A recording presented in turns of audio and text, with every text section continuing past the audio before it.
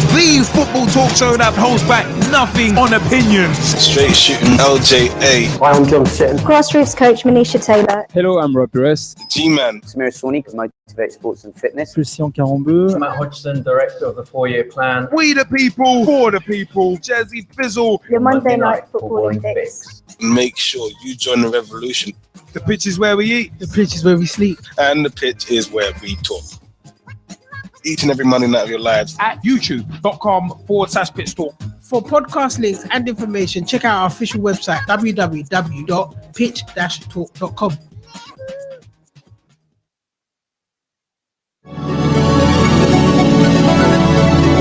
Hello, I'm Rob Perez. Grassroots coach Manisha Taylor. Christian Carambeu. Matt Hodgson, Director of the 4-year plan. Dave McGoplin. I'm Rob Lusher. Andy Copeland from the Glennet Southern Amateur League. Philip Wick, I'm CEO of 14. Former Chairman of Ibis FC. Chairman of Alexandra Park FC. And you're listening to Pitch Talk. The only place to get your Monday night footballing fix. Because the pitch is where we eat. The pitch is where we sleep. And the pitch is where we talk. Make sure you join the revolution, the football revolution.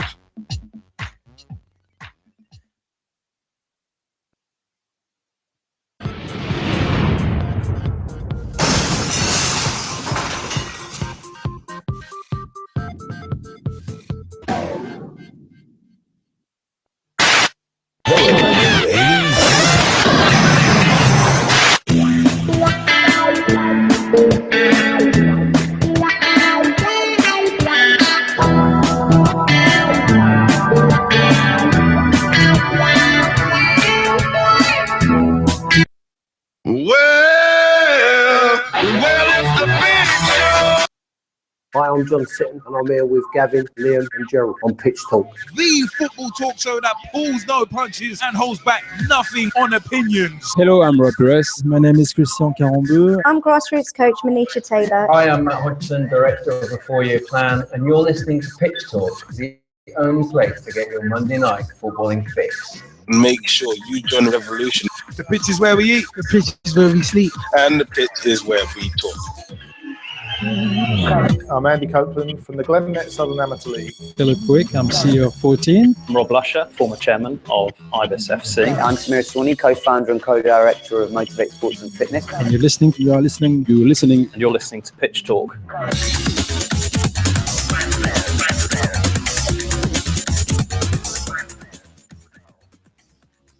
You know what? Yeah.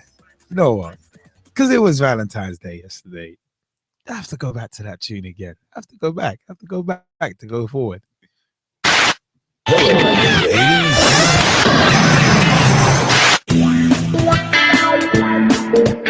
This is Pitch Talk on a Monday night. It's Pitch Talk, day after Valentine's Day. It's Pitch Talk, it's Monday, and we're here to talk football. Here it's Monday. Oh yes, let's go. Let's talk some football. Let's talk some football. Because, ladies and gentlemen, boys and girls, children of all ages, might have to change that actually in light of recent trials going on. Not with us, of course, but later on in the show we'll be talking about that. But ladies and gentlemen, boys and girls, children of all ages, straight shooting LJ, the G-Man and Jazzy Fizzle proudly bring to you the football talk show that pulls no punches and holds back nothing on opinions. Because the pitch is where we eat. And after a pause, the pitch is where we sleep. And of course, the pitch is where we talk. You know what? It is one of them. www.pitch-talk.com is the official website. Jump over to our official website to find out about everything PT. Get to know the co-hosts as well. It is one of them. Also, facebook.com/pitch talk. Become a fan, become a friend, become a member of the group. Join the footballing revolution. We are working so hard to create. pitchtalk.blogspot.com or .co.uk will get you two blogs by yours truly, straight shooting LJ, the G-Man, Jesse Fizzle, and many others. Dave Mercy of a ref blogs as well, looking at the weekend's decisions in the Premier League, seeing if the refs got it right, wrong, what they could do better. One of them. But also youtube.com/pitch talk is where you can find all of our videos, our pitch talk push points and rants of the weeks taken from the shows.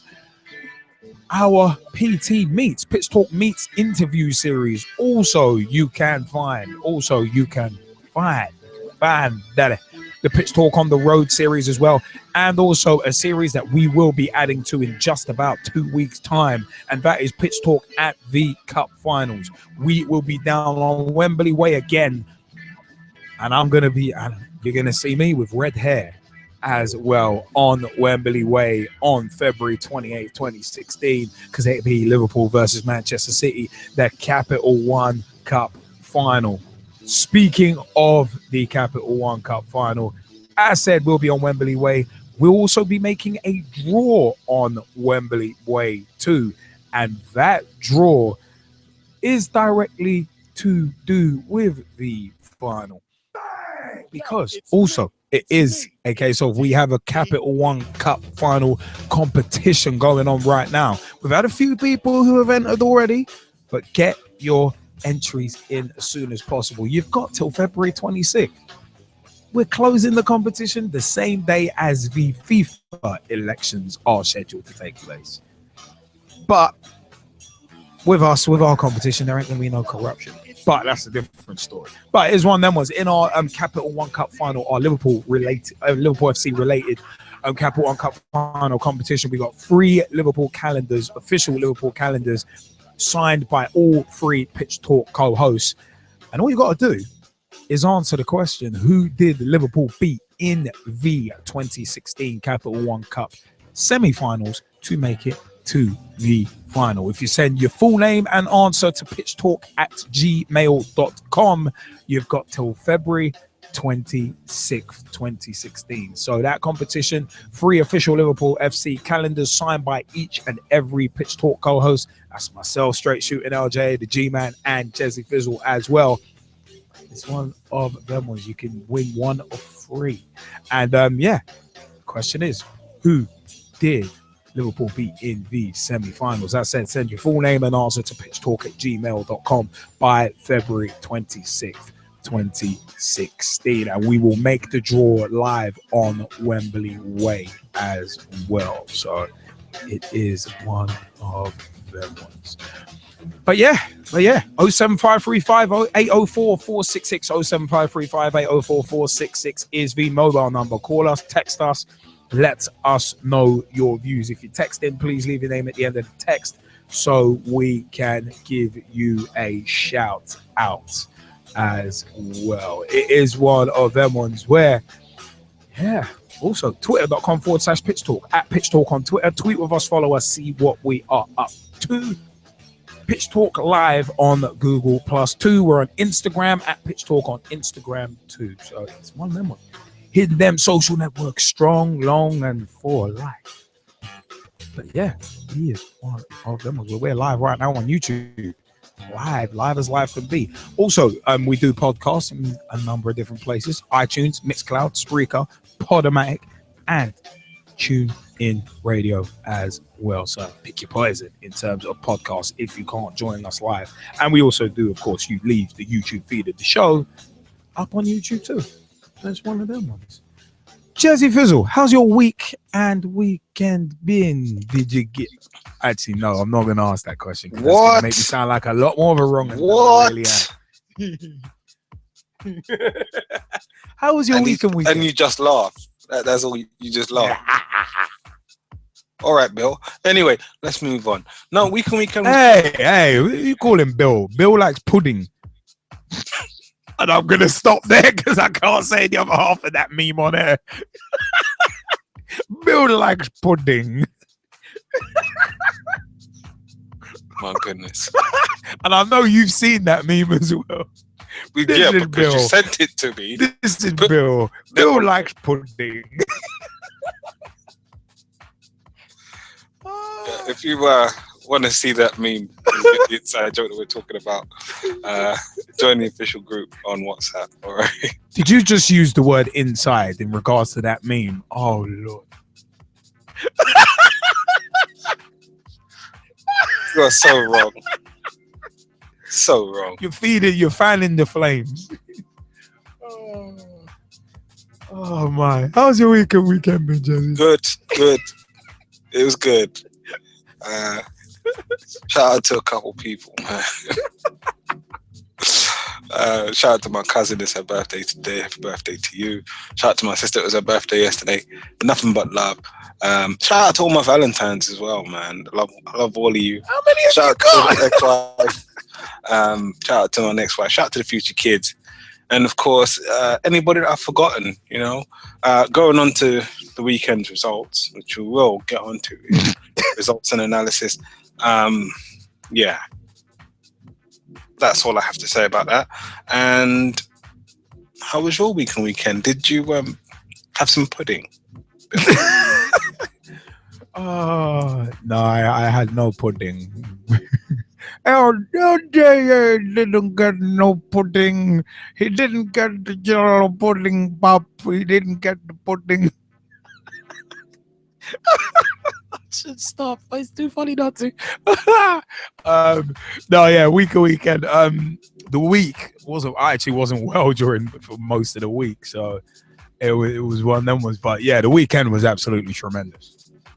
So well, apart from something I'll mention in the grassroots segment, I usually don't like burying people, but I think there is a particular someone who deserves burying after the Ibis Eagles 5 match over the past weekend. But more on that later.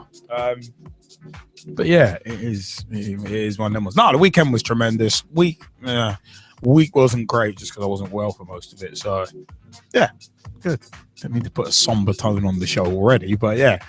13 minutes in, and no, you know what? Mike Harniman thinks I'm burying Gav. No, not at all. No, not at all. It's one of them ones. But no, it's one of those. Big shout out to Tom Wood, to Brad Hicks, to Mike Harniman and Jamie. Yeah, baby. Hopefully Jamie's out there. He's out in Belgium right now, so hopefully he's taking it slow. Yeah. So then you got to draw it out of it, take it slow. No me digger. What did you just call me? I thought you just did a Booker T and called me something. Called me what he called Hogan. No. Apparently Hulk Hogan's got the complexion of rich mahogany. Oh, big ups K-Fave commentaries, man. Can we move on now, please? No, not yet. I'm not finished. No, big shout out, by the way, to Finn White Line Magazine at Tweet White Line on Twitter, finnwhitelinemagazine.com, and also facebook.com/Finn White Line Magazine. We've got their A-League Roundup. They're exclusive to your Monday Night Football and Fixed Pitch Talk Hyundai A-League Roundup coming later on in the show. Well, I don't know why I just sounded like Road Warrior. It sounded like I was trying to do an impression of Road Warrior Hawk. All I had World Warrior. Barry Kripke, you okay? Bowie. I'm sorry, Bowie. I do not understand. Recommend a Western. I'm sorry, that is my favorite bit of Big Bang Theory. That is funny. How can you get mocked by Siri? You suck, Siri. I'm glad someone else got that reference. But yeah, it is about that time for us to go into the first segment of the show. Because I like pudding.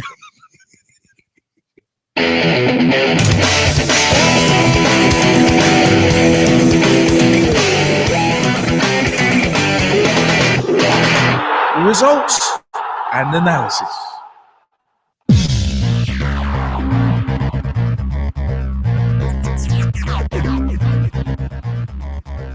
Pudding.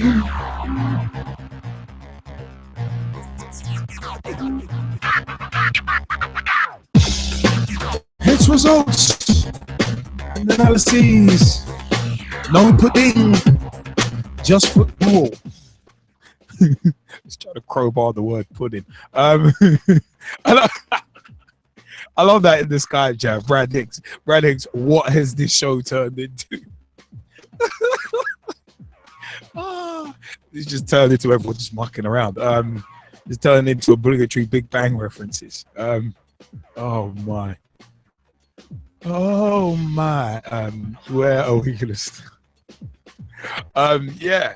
Oh damn, we had to start here, didn't we? We had to start there. Tuesday 9 February 2016. West Ham 2, Liverpool 1 in the Emirates FA Cup 4th round.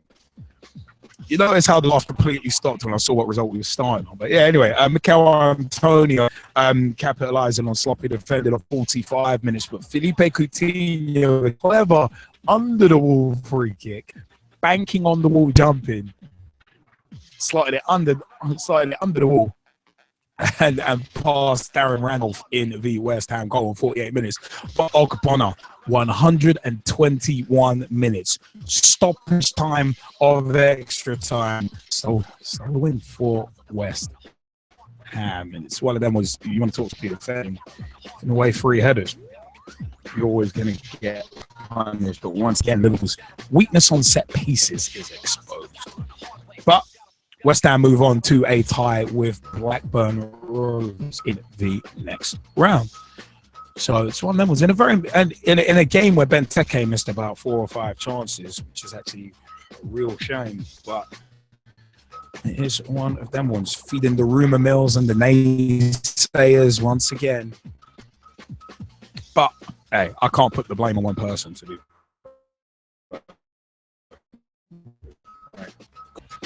Sky Bet Championship. MK Dons 1, Middlesbrough 1. Dean Bodish opened scoring on 9 minutes, and Jordan Rhodes scored on 93 minutes. Already starting to pay back that transfer fee very quickly as well. Sky Bet League 2, Dagenham and Redbridge 1, Wickham Wanderers 2. Passley was sent off on 31 minutes.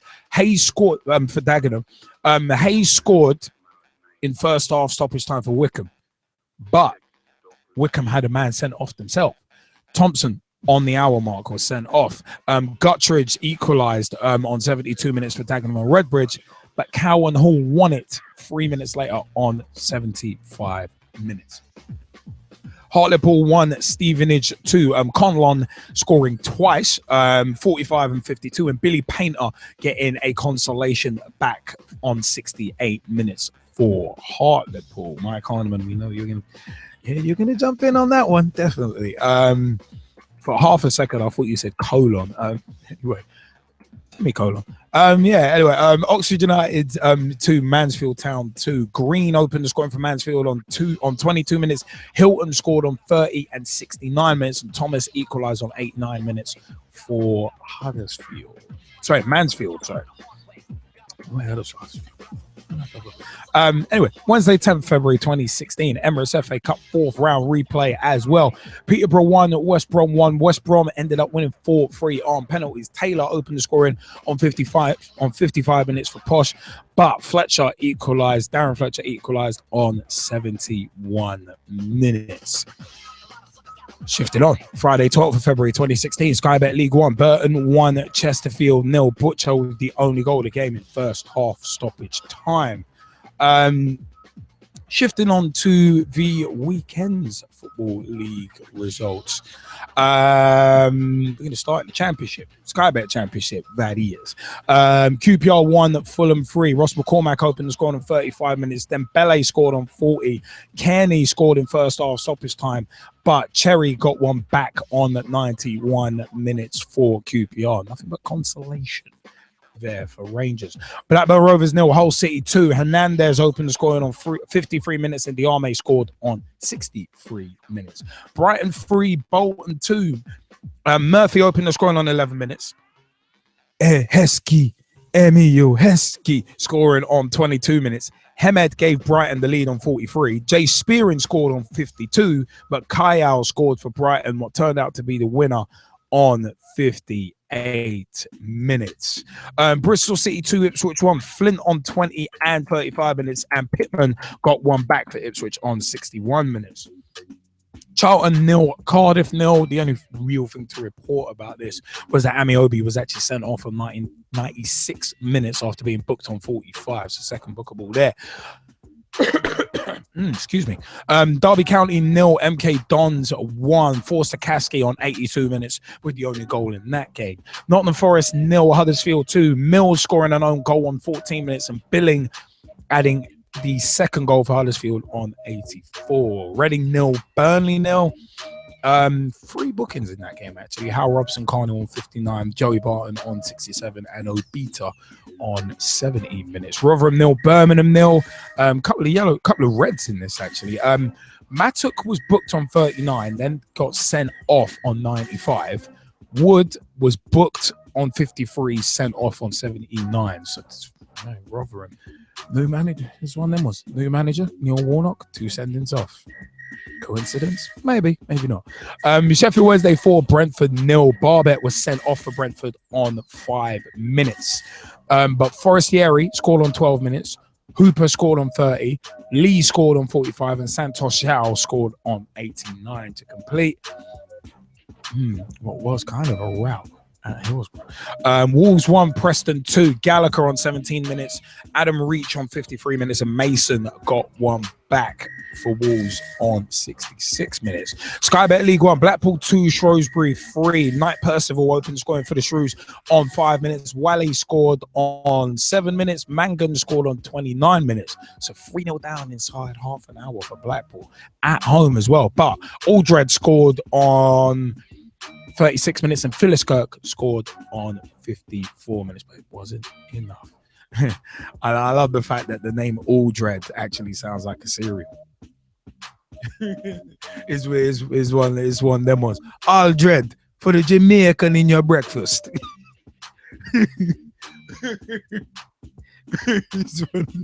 What? I don't know where that came from either. Yeah, Aldred just sounds like to me like a cereal, like Aldred. Aldred. Oh gosh. Who put bacon in my burger? Are you? No, I'm kidding. This just gets worse and worse. Where's the script? I think the script's been torn up. Colchester 1, Swindon 4. Jose on 36 and 56 minutes. Doty on 58 minutes.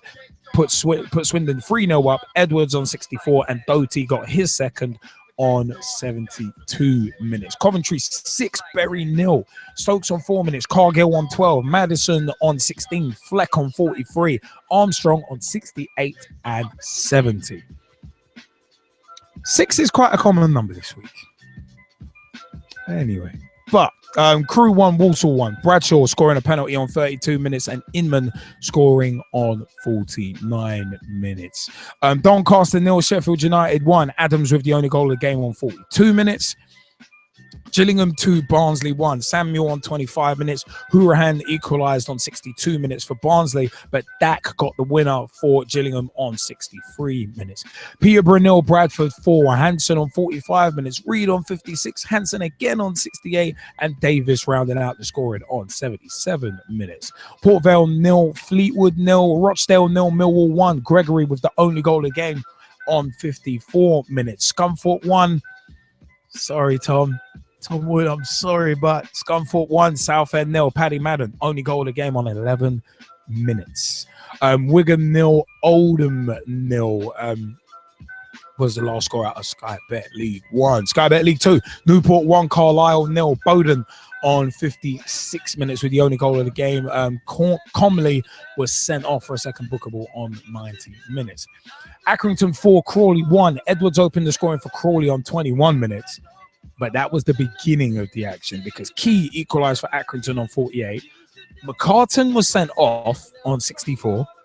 Walton was sent off on 65. Mooney was sent off on 67. So to basically keep score, Accrington, McCartan and Mooney sent off. Crawley, Walton sent off. But Pearson scored on 73 minutes. Corneli on 87 minutes.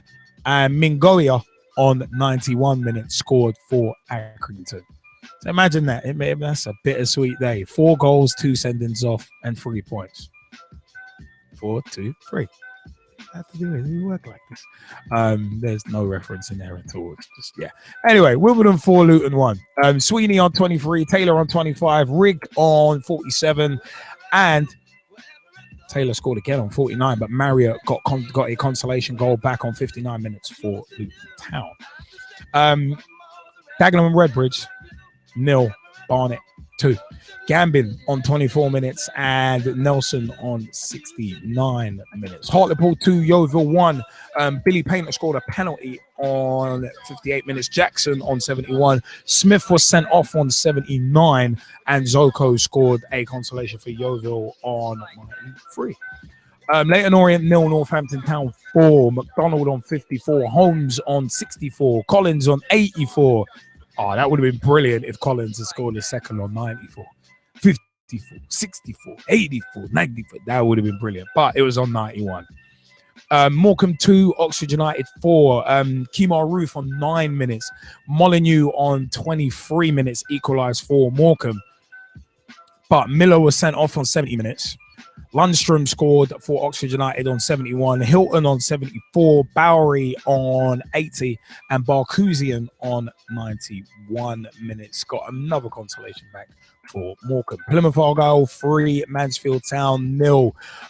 Big shout out to Ryan Sonley, will be happy with this result. Wild on 33, Brunt from the penalty spot on 36, and Brunt again on 84 minutes. Portsmouth 3, Bristol Rovers 1, Evans on 19, Smith on 45 plus 3, McNulty on 77, and Brown got consolation back for Bristol Rovers on 91. A result one of the PT family is going to be happy about. Stevenage 2, Cambridge 0. Harrison on 18 minutes scored again on 63 minutes. Wickham 1, Exeter 0. McGinn with the only goal of the game for Wickham on 53 minutes. York 2, Notts County 1. Big shout outs to Big T, who we always throw them tees up for. Coulson opened the scoring for York on 24 minutes. Fuster scored on 39, but Satka scored an own goal to give Notts County their consolation goal. Just briefly shifting on to Valentine's Day in the SSE Women's FA Cup. Bristol Academy Women 7, Queen's Park Rangers Ladies 1, Loughborough Foxes 1, Lewes Ladies 1, Nottingham Forest Ladies 2, Preston North End Ladies 0, Yeovil Town Ladies 2, Bradford Ladies 0. Yeah, it is one of them was. Also, there were a few games postponed in the WPL as well. Blackburn Ladies versus Newcastle Ladies, Bradford Ladies versus Preston North End Ladies. Obviously, Preston North End Ladies were in action in the FA Cup. And SC Albion Ladies versus Derby Ladies was also postponed as well. Nuneaton Town Ladies FC beat Huddersfield Town Ladies 3-1 in the Women's Premier League Northern Division. In the Women's Premier League WPL Southern Division, it was Charlton Ladies versus Plymouth Argyle Ladies was actually postponed. Coventry Ladies versus CNK Basildon Ladies was postponed. Pompey Ladies versus Cardiff Ladies was postponed. Tottenham's Ladies won 3-0 against Plymouth Argyle's Ladies, and West Ham's Ladies lost 8-0 against Charlton's Ladies as well. For more information on women's football, WPL, WSL, and much more, give a follow on Twitter and a like on Facebook to Girls on the Ball, friends of the show. They've also sat down for a Pitch Talk Meets interview with us in the past as well. So it's one of them ones. YouTube.com/Pitch Talk, and look at the Pitch Talk Meets playlist on YouTube for Girls on the Ball's Pitch Talk Meets interview with us. They are at Girls on the Ball on Twitter, Facebook.com/Girls on the Ball, and girlsontheball.com. Give Sophie and Rachel a follow and tell them we sent you. Yeah, so who is jumping in first on the week and weekends Football League results and also the FA Cup results too? Who's jumping in? Go on, Mike Harniman, have it. Yeah, I just want to say that on the back of Sheringham sacking, I think Steve's have improved an awful lot. Rumours were going around that Sheringham was actually there at our last home game. In disguise. In disguise as well, if you've seen that, yeah. I don't know if that was actually true. That was all going around. I don't know if it's actually any truth in that or not. But if that was the case, then it kind of shows that he didn't have the dressing room. And Darren's come in. I've come up from the kind of youth team. He knows a lot of the players. He's worked with them for the last 3 or 4 years now. And he's he's very, very passionate. And he's getting the best out of them. Conlon's 2 goals. The first one against Hartlepool was absolutely brilliant. I thought that finish was, something out of that league for sure, because the way he took that goal was just different class. The second goal, nice bit of skill from O'Connor as well to set him up. And yeah, it's quite nice to be speaking to you on the back of 2 wins. And Harrison coming back in. Obviously, he was with us when we got promoted a couple of years back as well out of League 2. Signs again on Thursday, comes in straight into the team Saturday and bags himself a brace as well. So I'm very, very pleased with that. Go to Carlisle at the weekend. It's going to be a tricky away game there, but keep this form up, then yeah, I think we've got a chance of moving up the table, and it's just good to have a bit of life back into the team, a bit of passion. And now once we've got Darren there, we've got Ronnie and Daisy as well, 2 of the first team regulars helping him out. So it's looking up a little bit compared to how we were sort of 3 or 4 months back. It's funny you mentioned that things are looking up. That thing's kind of looking up now. I mean, do you think that's purely because of the change in management? Yeah, 100%. I think Sheringham didn't have the dressing room from the start. Chris Day and Ronnie Henry being able to work alongside Darren as well, part of that team with Wesley, and they got promoted, the back-to-back promotions into League 1. Then they're kind of helping him out as well. And it's kind of, me and Danny were talking about it earlier, and it just kind of, Darren actually knows where the players play. He actually plays them in their right position. Sheringham was just like chopping and changing and trying them here and there to kind of see what works. Darren knows what works, and he's, the last 2 games have proved that. No, I hear that. It is infinitely better to have someone who knows the players and knows how to get the best out of them in. So it looks like it's one of them ones where Stevenage have gone the right way about it. Yeah, I think so, and I think even just looking at the last 3 games, including the Crawley game, a lot better performance, even though we didn't get any kind of result in that one. I'd definitely give Darren a job until the end of the season and go from there, because, like I said, the passion's there, the players are playing for him, the fans are all back on side again. So, I don't know what's the point of changing it now. Darren's got to have till the end of the season, then build from that. No, definitely. Totally. It's one of them. It is all about building. So. Hopefully they get the time to build. They get a few years to build something and truly build, rather than just seeing it out till the end of the season. But we'll see. We shall see. But yeah, it is one of them ones. By the way, we were just you might have seen us just. What up, mate? Actually, perfect timing. Caller, you're through to your Monday Night Footballing Fix. Who have we got the pleasure of conversing with right now? Ryan. Hey, Ryan, how's it going, man? I'm all right, thanks, mate. You? Yeah, not half bad. I'm guessing you want to jump in on the weekend's Football League results before we... Yeah, I'll jump in on Plymouth's 3-0 win on Saturday against Mansfield.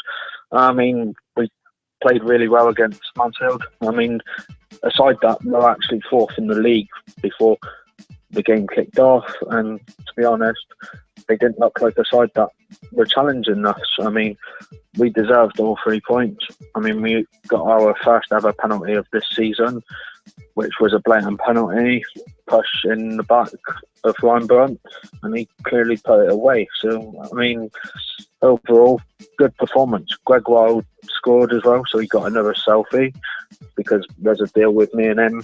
If he scores, he gets a selfie. So, and then Brunt scored again, and then he could have made it an hat-trick, but obviously he missed it and got took off for Ruben Reid.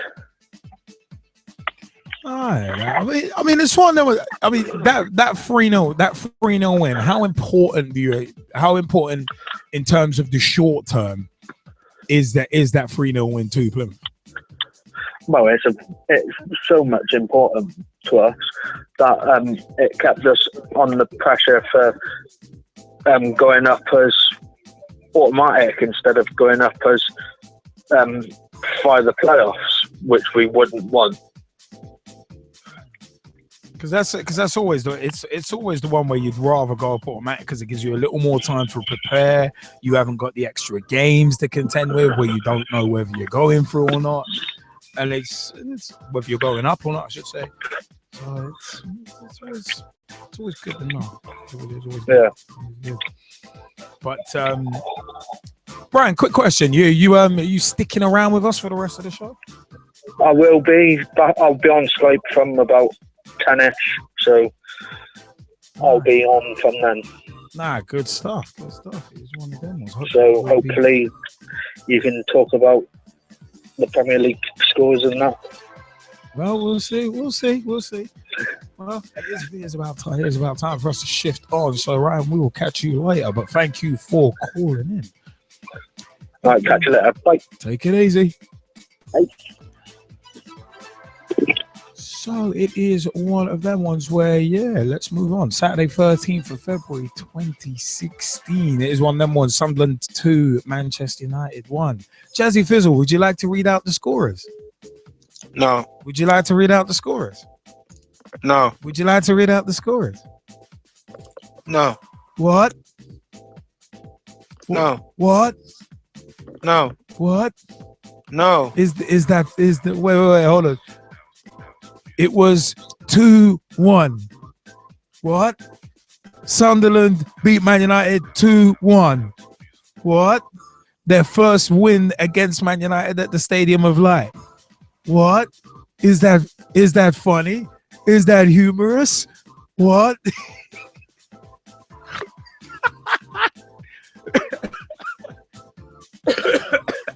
Bit of karma there. What? Yeah. Kazri opened the scoring on 3 minutes with what can only be described as an utterly sloppy goal to concede. When I saw it, it was like, that's a sloppy one. I said to Ed Ryan, who's the manager of the Ibis Eagles 5s, I was like, boy, that's a real sloppy goal to concede. I'd be fuming if we conceded that.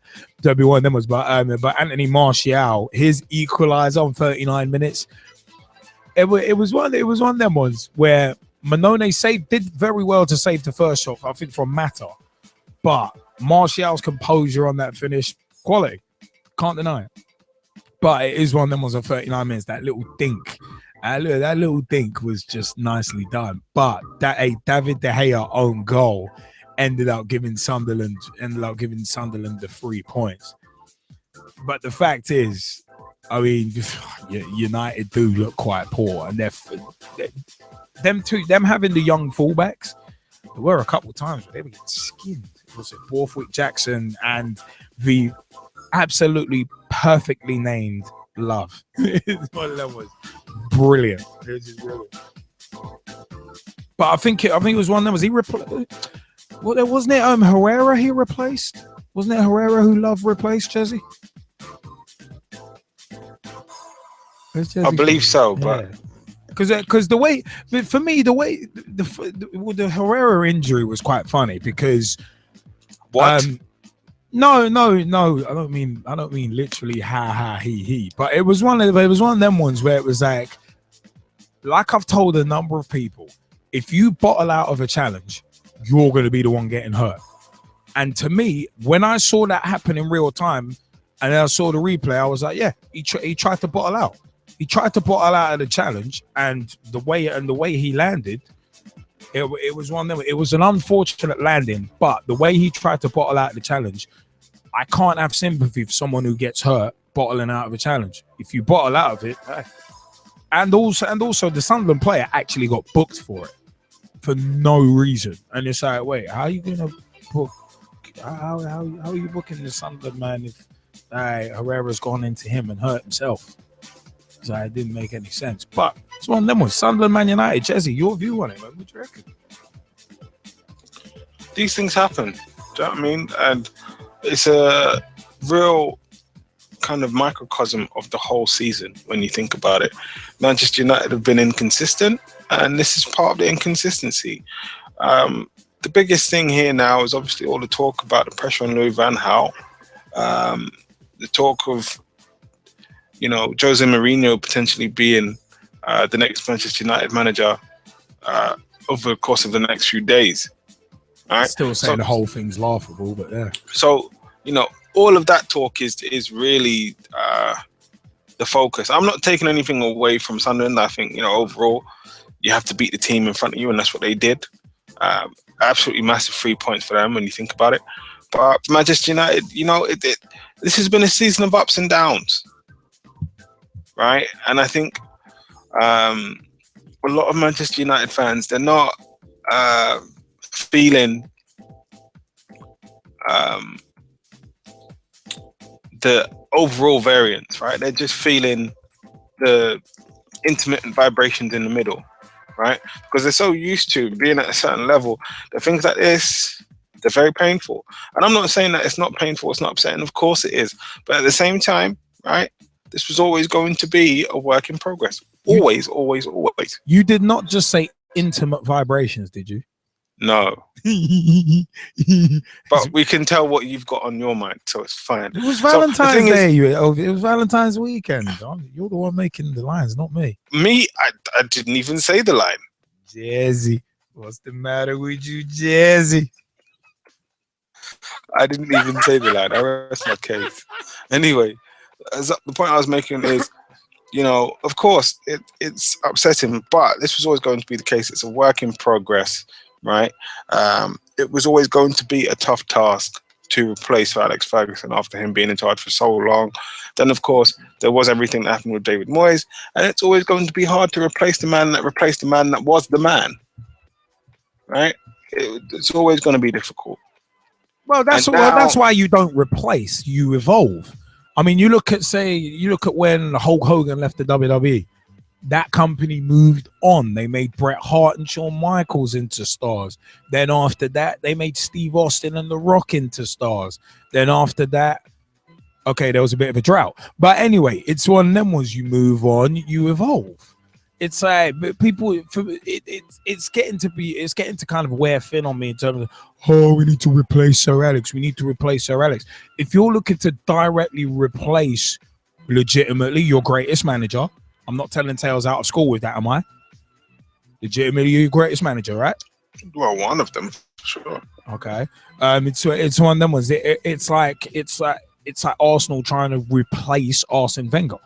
You are not going to get a especially not in this revolving door of a business where you don't get time to lay down any foundations. But for me, you ain't gonna replace Sir Alex Ferguson. All you're going to do, literally, you have to evolve. And this is one thing where a number of teams have come unstuck. My boys Liverpool have come unstuck. Is that a lot of Liverpool fans are still like, we should be here, we should be there. No, everyone's about where they should be, to be perfectly frank. It's one of them was if you're gonna have a revolving door of calling wrestling vernacular, a revolving door of bookers or management or powers that be, you're not gonna get any consistency. So it's one of them was I don't think it's about finding like for like replacements. It's about building and laying strong foundations down, because it's only through laying strong foundations down that you're going to get success, which again, I've said this on numerous occasions to numerous people, so I'm not changing my argument. It's a case of, that's why I don't think Mourinho's going to be the right person for Man United. You guys need a long-term plan. Mourinho's not a long-term manager. He isn't. I mean, we said this. Remember when Moyes was going to get replaced and Mourinho was being linked then? And actually, even before Moyes came in, we discussed this live on air. It's a case that like I've said from that time that Mourinho, no, he's not a long-term manager. And I think even you agreed. You were like, all right, he's a manager to come in, steady the ship, but he's not going to be there for the long term. Because his track record speaks for itself over the past decade since he won the Champions League at Porto. When has he stayed at a club for longer than 3 years? Whether that's him getting sacked, whether that's him burning his own bridges, which, yeah, he's mastered the art of burning bridges wherever he goes. So it's one of them. I don't know what you reckon. I don't know what you reckon about that, Jesse, but that's just my opinion. Well, the thing is, right about now, okay, what this is all about, again, and I said this a couple of weeks ago, so I'll repeat myself. This is about money, right? Yes, Manchester United have recorded record profits in the last quarter, right, which is wonderful, financially speaking, if you're an investor, right, or a potential investor. It's good, right? But here's the part where it's bad. The team's still not actually doing that well, right? So what you're looking at, right, if you're really looking at what's going on, is what you missed, right? So imagine if you were investing in Leicester right now, right? From a purely financial perspective, your stock and share prices have gone up something absolutely astronomical. Everybody wants to get involved in the bandwagon, right? Didn't Jamie Vardy get given custom boots by Nike? I think so, yeah. Right? Doesn't he have his own flavor of Walker's Crisps now? Yeah. Salt and Vardy? Yeah, that was about a month or so like that. Right? So it's like, look, there's so many opportunities there, commercially speaking, that it's absolutely ridiculous. I don't actually know why we haven't seen a Walker's advert for, you know, Salt and Vardy with Gary Lineker and Jamie Vardy in the same advert. Right? And I'm not saying that the people at Walker's can't send me a check for that. Of course you can. I think it's a wonderful idea. You're welcome. But again, in terms of, you know, potential there to make more money as an investor, Leicester the guys to go with. There's so many poster children there in terms of advertising campaigns. It's ridiculous, right? Who doesn't want to have a picture of Jamie Vardy now? Who doesn't want a picture with Riyad Mahrez? Everybody does. Everyone, right? So for Manchester United investors, they're looking at it and saying, well, if Manchester United where Leicester are currently, how much more money would we make, right? So we need someone to come in and make sure that that's possible. That's why there's all this talk about Jose Mourinho right now. And is it the best long-term solution? No, it's not.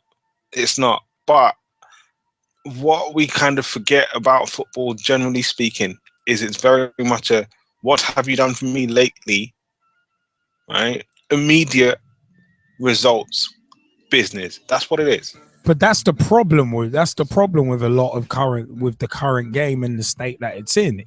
Everybody's looking for instant gratification when it should be about the long term. That's why the England team are in the problems that they're in. That's why a number of teams are running with hundreds of millions of pounds worth of debt. They're trying to chase something that if they took the time and built towards it, they would not only get it, but get it for longer. But they're spending astronomical amounts of money chasing short-term successes, essentially. Real Madrid are the best example of that. They are the best example of that, spending hundreds of millions, including hundreds of millions of money that isn't even theirs, to get to success that really and truly, since the original Galacticos era, has been short-term and has been fleeting. So that's me. I'm sorry, I didn't mean to. Again, I wholeheartedly agree with you. I don't think it's the right way to do it. You know, right about now, some Arsenal fans are singing and dancing, right, because the lead at the top was cut to 2 points. But if we go back a couple of seasons, and it was a growing pains, right, let's just go back 3 seasons, right, before the cups, before the easing, as I like to call it, right, when the Arsenal fans are still in pain and still crying, and I can still point and laugh, right? That point, they were like, well, we need to get rid of Arsene Wenger. Last season, they were like, well, we need to get rid of Arsene Wenger. Even this season, well, we need to get rid of Arsene Wenger. Right? With Danny Welbeck on the shelf, Theo Walcott not necessarily performing through the middle, and Olivier Giroud being the main goal threat. It was like, well, you need another striker. And everybody's talking about that guy Welbs. Right? Everybody's talking about #Wele now. So again, it is very interesting when you look at those kinds of things. But in terms of Manchester United, as I said, that result, it reflects the whole season, and the implication of that is actually a lot bigger than football. It's about finance, it's about sponsorship, it's about global brand and crisis management, essentially. That's what it's about. It's PR management. It's a PR exercise, really, in terms of this result, right? Because you want to reassure the fans, you want to reassure the investors that you've got the right people in place. That's what you want to do from a business perspective, and that's how they're looking at it. It's not personal. It's not even about the football. It's about business. But then when the football is the business, it should be about the football. It should. That's what that. See, this is where I agree with you. Confusing. I tell you honestly, right? The impact of the result against Sunderland is not just about football. It's not. It's so much bigger than football.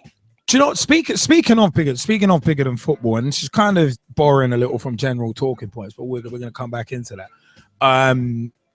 What PR is one of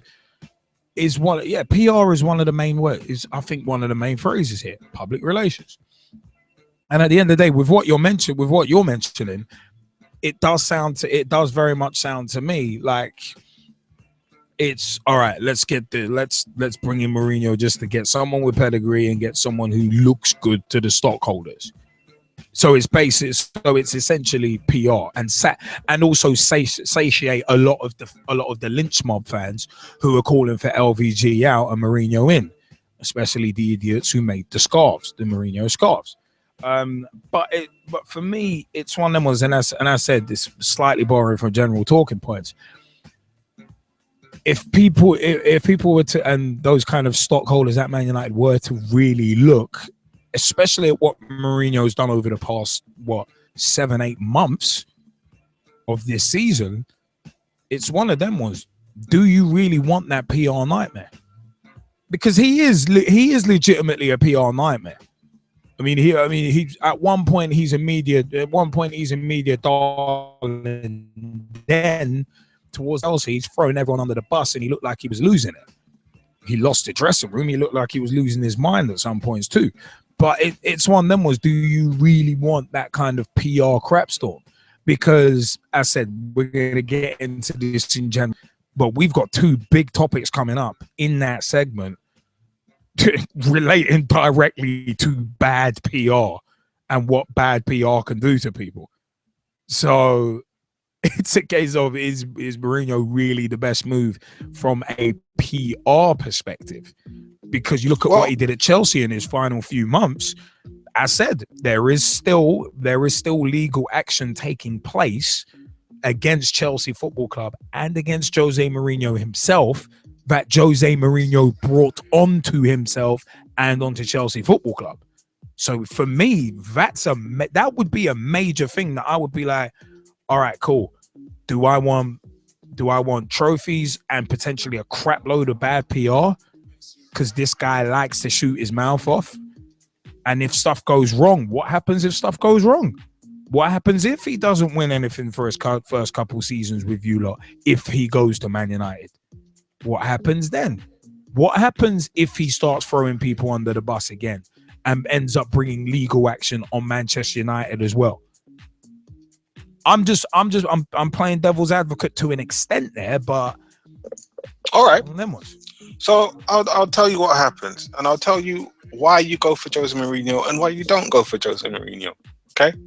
So you go for Jose Mourinho because of his track record.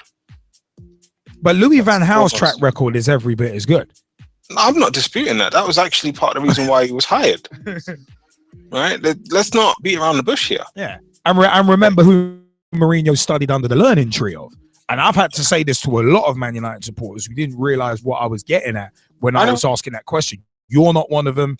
Ed Ryan, manager of the Ibis Eagles 5s, another exception, who realized where I was going. And it's a case of when I asked, who would you want in next?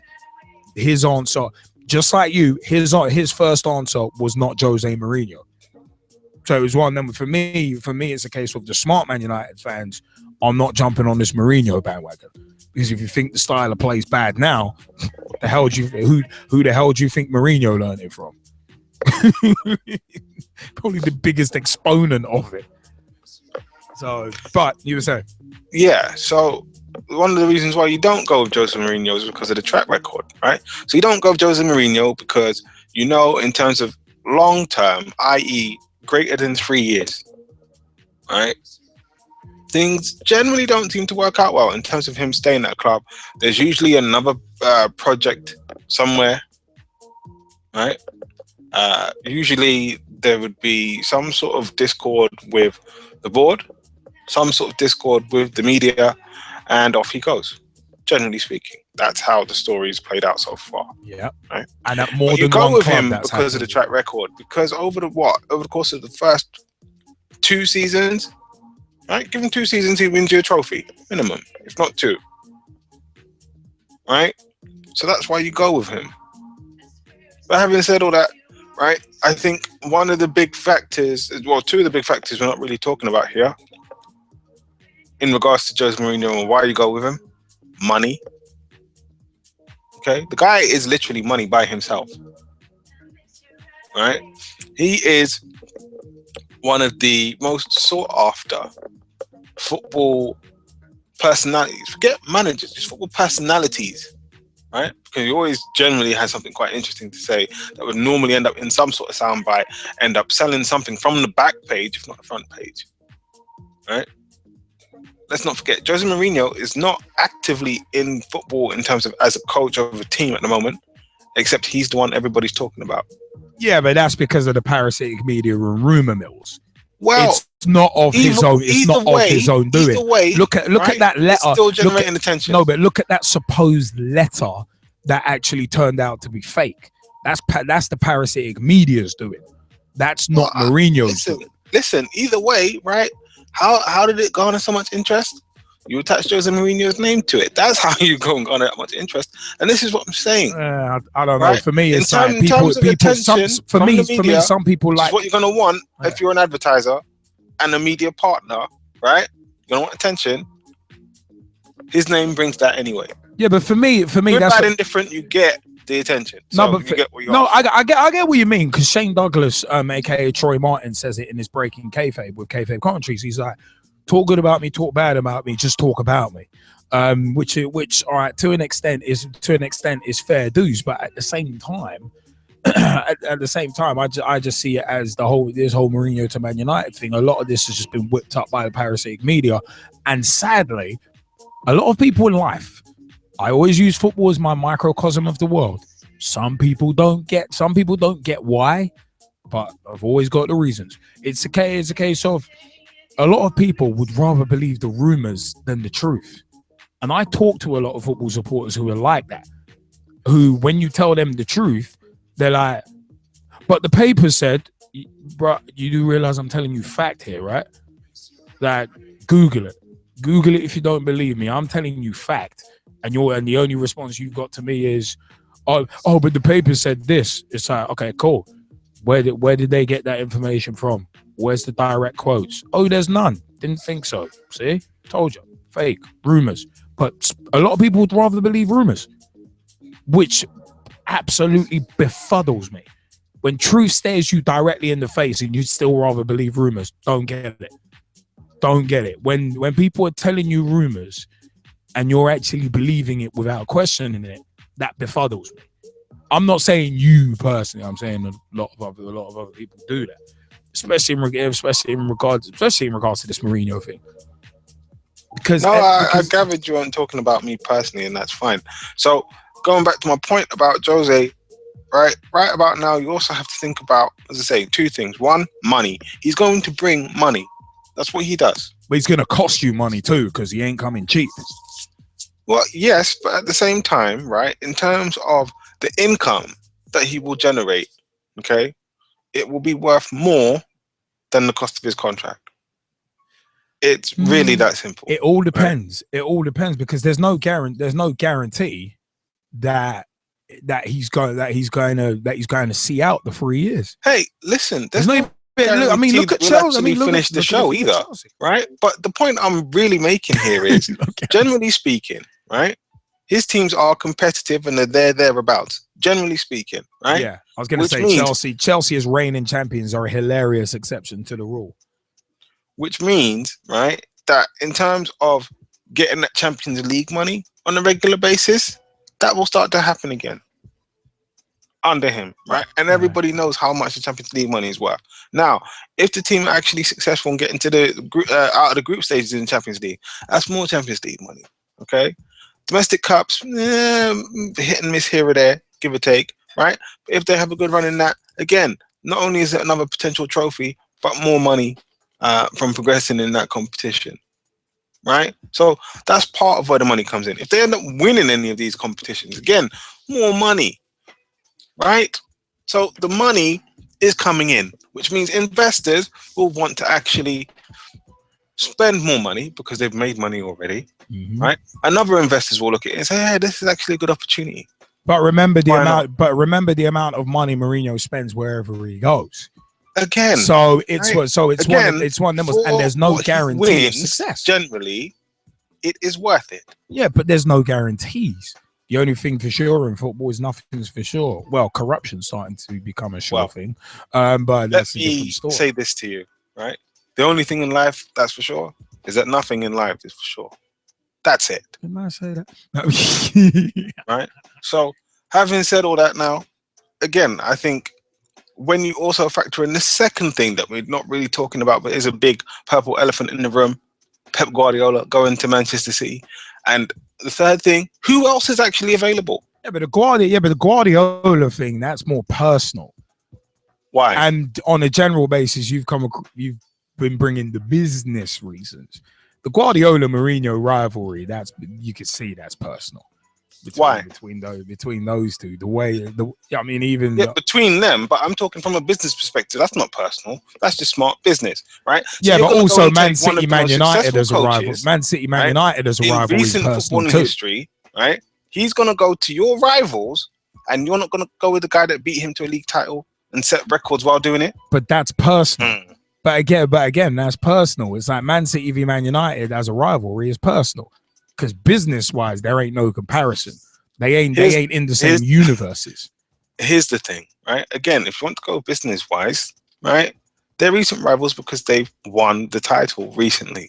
Okay, again, they're looking to go from strength to strength by getting arguably the best manager in the world, right? So what do? You go and get the guy that beat him.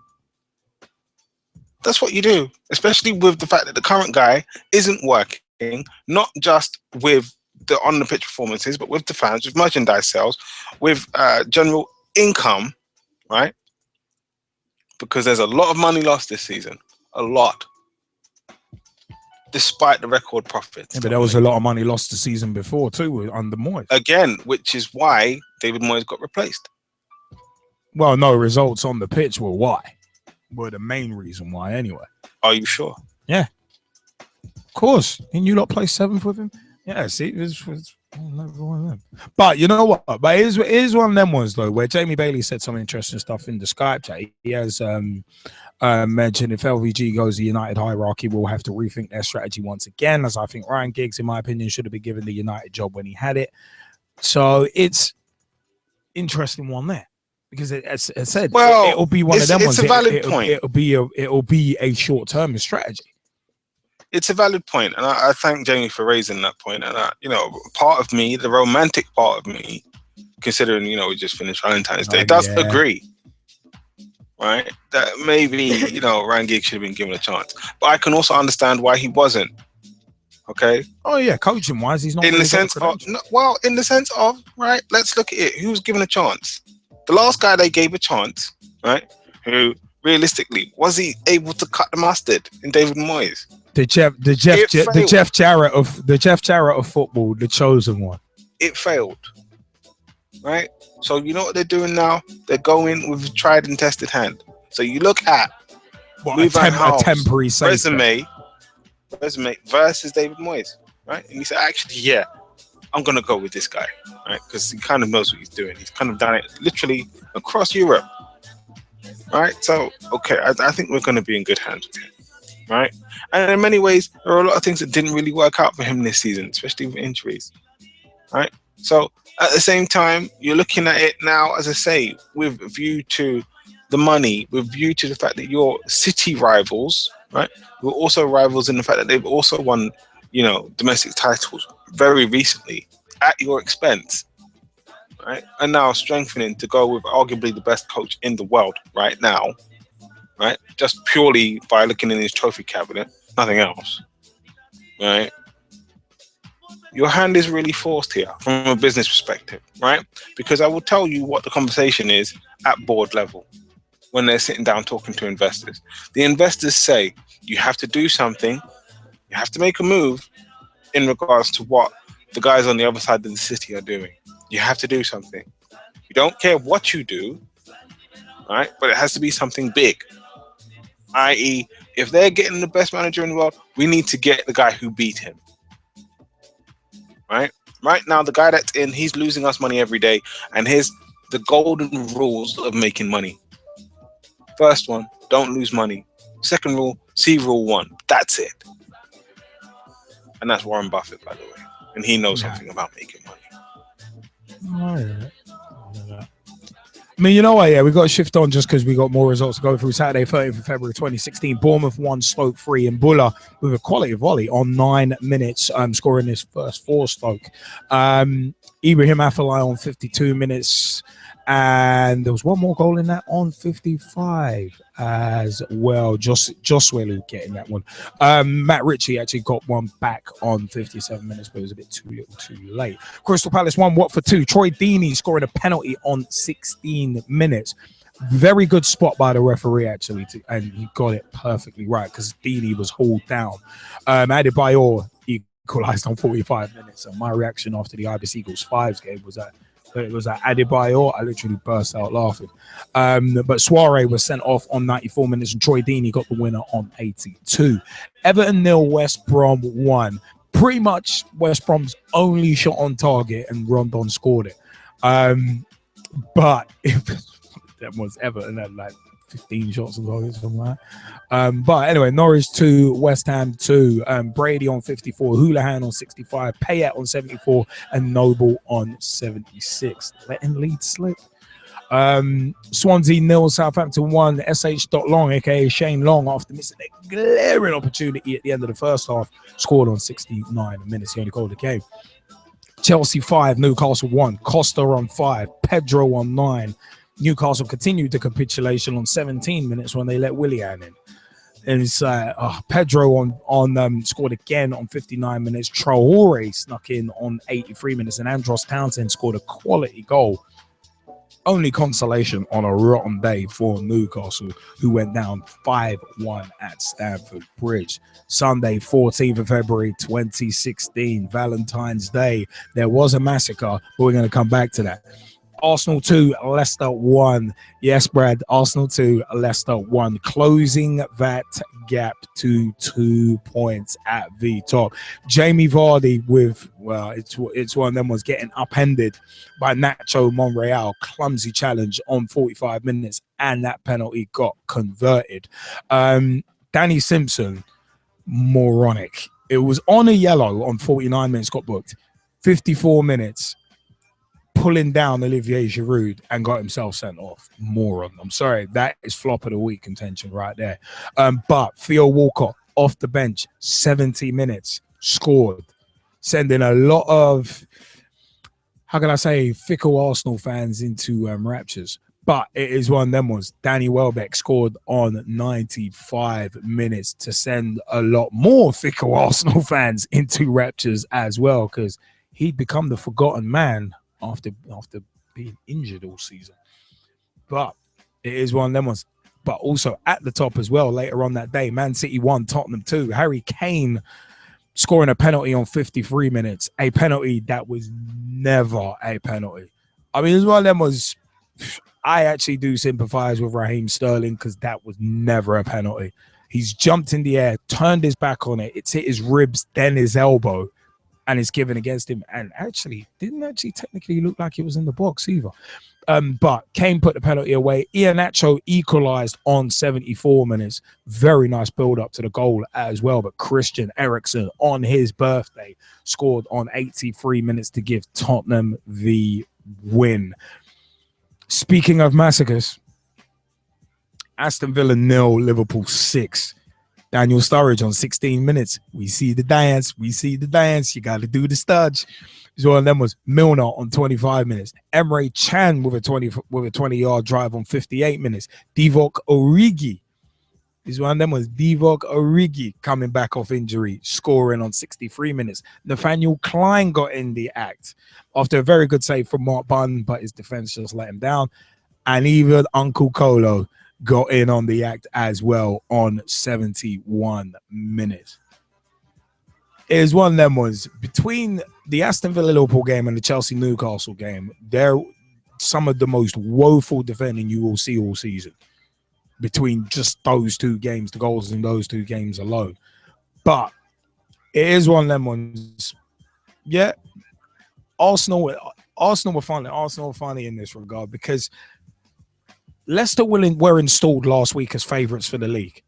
And it's like, yeah, okay, but you do. I was just like, yeah, but you do realize it's February. It is February. And you got to bear in mind, there's 6 points between that top four. There's literally 6 points between them. Leicester on 53, Tottenham on 51, Arsenal on 51, but Tottenham are second on goal difference, and Man City on 47. So nothing is said and done yet. Nothing is said and done. There's 12 games left. So nothing is said and done. And also the fact of the matter is, the late goal that Welbeck scored is one of them ones where that's a very, very difficult way to lose a game. So it's going to be interesting to see how Leicester respond. The bounce back ability is going to be extremely important next week. It is going to be very, very important for Leicester to bounce back quickly. I mean, they've got Norwich next at home, so you'd expect them to get 3 points from that, considering their form this season. You got Man United, Arsenal next Sunday, and Tottenham, Swansea. Tottenham, Swansea, that's not easy, but Man United, Arsenal, remember, Man United have always been that team, similar to Chelsea, who have had Arsenal's number. So this title race, I think it's going to stay. I think it's going to stay open. I very, very much think it's going to stay open. It's one of them ones. But for me, Danny Simpson is one of them ones. What a stupid sending off. And it's that kind of thing that could cost you. It's that kind of thing that actually can cost you league titles. It's that kind of thing that can cost you trophies. Stupid sendings off like that change games. So we shall see. We shall see on that one. Are Tottenham the real deal in terms of winning the league? I still can't trust Tottenham. Still can't trust them. The amount of times that they've looked like they were going to do something and then flopped at the final hurdle. Remember when they thought they had fourth and lost it on the last day when Arsenal were doing turkey trots and celebrating that fourth place trophy? It's one of them ones. We've seen Tottenham flop at the final hurdle so many times. So even though, yeah, they're in second now, I said, it's still February. So it's one of them. As I said, Man City look very poor defensively, but this is not the first time I've said this. It's one of them ones. They look absolutely porous at the back. And even with Kompany, look at Eriksen's goal. Kompany realizes the danger late and is nowhere near covering. I think Otamendi stepped up, and it's like Kompany, and it's like Kompany just stood there idly by, and then realized the danger about 2 seconds too late.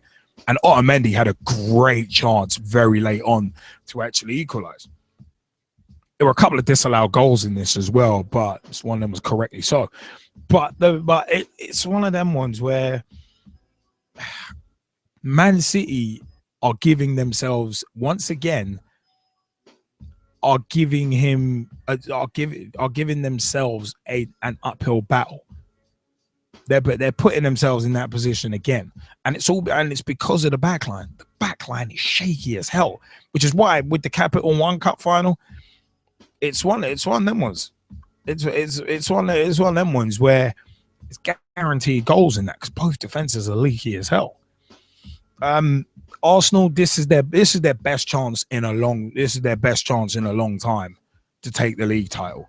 If they could string together 8-9 results, then it's one of them. It's one of them was you'd have them down as favourites.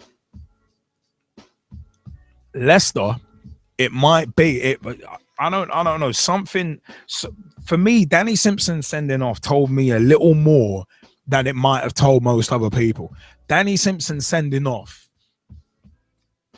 for me was like, okay, this is February and you've got one of your players getting such stupid a fashion as that.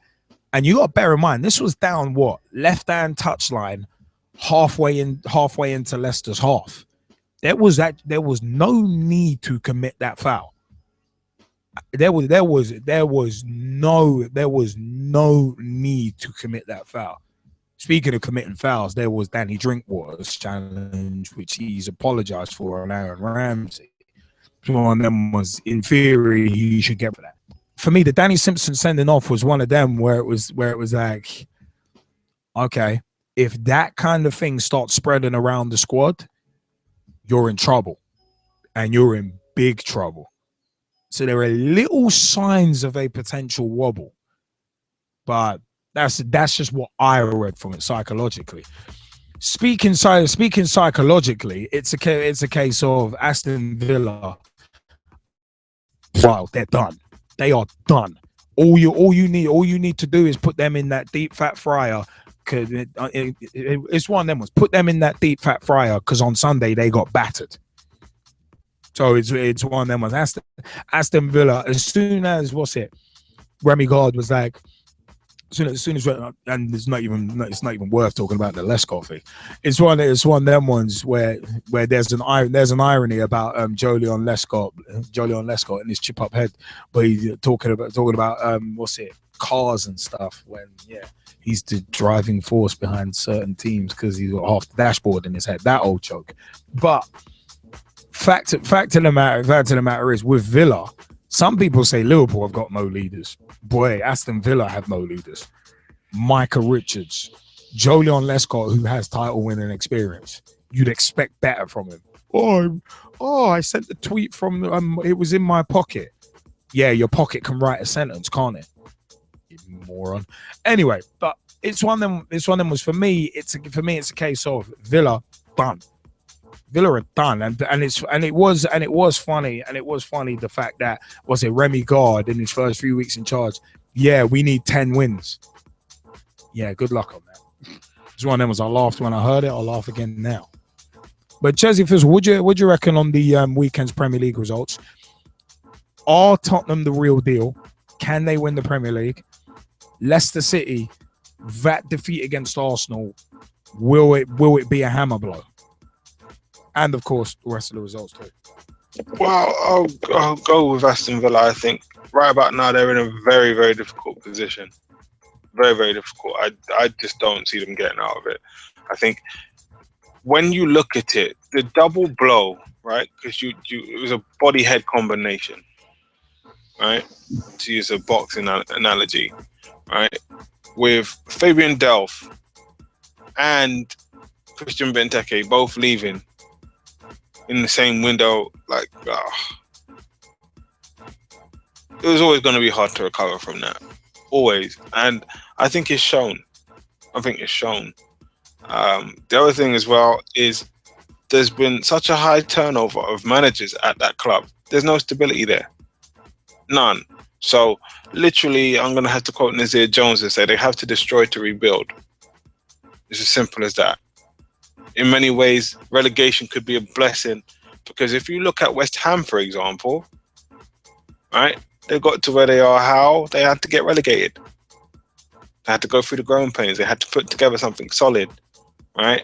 And, look at their academy, take a lot of their academy players have a couple of players that are in for specialist periods, i.e. when they were in the championship, they had some championship level players, and slowly build a squad capable of surviving in the Premier League. But you also had good coaching, so you had some players that you probably thought, they're just championship level.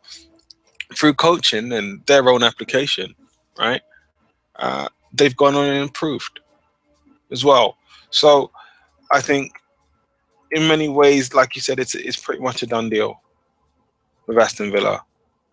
It's a shame, but I think this is also an awesome opportunity for them to come back even stronger. So they're going to have to go through what they're going to go through. There may or may not be a fire sale. I mean, apart from maybe Jordan Ayew, maybe Scott. I think Scott Sinclair will probably go too, to be honest. Yeah, Scott Sinclair will definitely go, but he had the one effort where you thought, okay, Villa are going to score, and it licks the outside of the post. Was possibly Jack Grealish as well, but in terms of anybody else, you putting your hands up and you're jumping up and down to go and get them. No, not really. Even Micah Richards, right? And that's not me being disrespectful. I would actually love him to play for Manchester United as a right back, right? Absolutely love it. Wait, who is the right back? Micah Richards. I'm going to come back to that. But I think, right about now, there is a lot wrong at the club, and it's not just in terms of the coaching and on the training ground and on match day. It goes a lot further than that. I think maybe even at management level, that's where it is, because there's so much speculation there. Randy Lerner also owns the Cleveland Browns, in case you don't know, and there's a lot going on with the Cleveland Browns at the moment as well. So you reckon Lerner's taking his eye off the ball and Villa are suffering because of it? No, not just him, right? Because the hierarchy there isn't just him. He's not the only one that has the say in everything. Right? Of course, but he's the jefe. He's the main dude. Yeah, he's the main. But at the same time, I think there's other bits there that kind of contribute to that. I think if we just said, it's him, it's an overly simplistic view, right? The other thing as well is, the players have to apply themselves. The coaches have to coach out of them, right? Whether or not they need to go and look at alternative methods of getting performance coaches, psychologists, psychotherapists, all those kinds of people involved to try and fix this problem, I'd say, get on with it, right? And then, of course, when one of your players supposedly accidentally goes and tweets about his luxury sports car, right? When the team's lost 6-0 and you've had a fan come all the way from Australia for his first ever game, and that's what he gets. Come on. And bearing in mind, Lescott is probably the most experienced player in that team, or at least was yesterday. This is it. And that's part of the problem for me. It's one of them ones. It does not look good, and ties into my point earlier about bad PR. It just, as much as Villa are in deep doo-doo and are rock bottom, and are now adrift, a good few points adrift, like 7 points adrift of Sunderland. It's a case of you don't need anything more going wrong. And we'll mention that in general talking points about Sunderland, to be honest. But you don't need any more going wrong. Coming back to Micah Richards, it's a case of the last time I would have took a chance on Micah Richards 3, maybe 4 years ago, because now he's 27, 28. I believe so. So for me, but I mean, he's hardly spent forced. A pretty good season in Italy with Fiorentina when he was there, and I just think it was a bad move going to Aston Villa. Oh yeah, I mean it was peculiar. I mean we discussed it. We discussed it on air that it was kind of an odd move. But for me, it's a case of I don't see Micah Richards as a leader on the pitch. Looking at the way he plays, he's still got that impetuousness that he had at 20, which is why I said 3, maybe 4 years ago, at the latest is when I would have taken a chance on Micah Richards. Now, nah, it's done. It's over. I think it's one of them ones where it's no, because at the end of the day, but a lot it's done. It's over, and the guy's still playing. No, I don't mean in the kind of Jack Collison way where it's done, it's over, your career's finished. And big shout outs to Jack Collison, who actually had to retire very young in terms of retiring, but it's because of knee injuries. So I'm not mocking him because I know that trouble with knee injuries only too well. But the fact of the matter is, it's a case of with Micah Richards, he's atrocious positionally. Wow. No.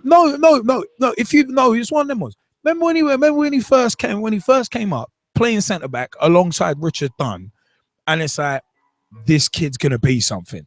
He looks like he's gonna be somebody. And what has he done since? He really has stagnated. You put him out of right back. There's no positional sense. There really is no positional radar. I mean, John Sitton said about I think he said on our Pitch Talk Meets interview about Anton Ferdinand, he wouldn't realize there was danger if someone lit his toe on fire with a Bunsen burner. I would say the same analogy applies. The same analogy applies to Micah Richards too. And I was one of them ones where I was so hoping that Micah Richards would have become a world beater. Really was, because he had all the raw tools. And it's like, and then a wrestling analogy, had all to read the manual. And as much as this sounds harsh, that's just the way I see it. Watch Micah Richards and watch the way he plays. Even now, I think it was Villa Norwich recently where he was just woeful. And it's like, and I'm thinking to myself, wow, you're making the same mistakes at 27, 28 that you were making at 21. Have you not learned anything? Did your experiences in Italy not teach you anything? I mean, Serie A has always been renowned as a league that prides itself on very, very good and strong defenses. And you look like you haven't learned anything from it. So it's like, it's frustrating. It's frustrating that Villa are kind of, not even that Villa are in this position, but just because Mike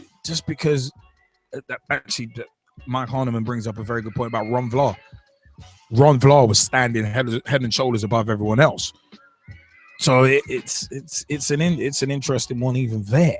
But I don't think Villa are not the worst team in Premier League history. That is reserved for Derby County, and Aston Villa actually can't be the worst team in Premier League history because they're on 16 points.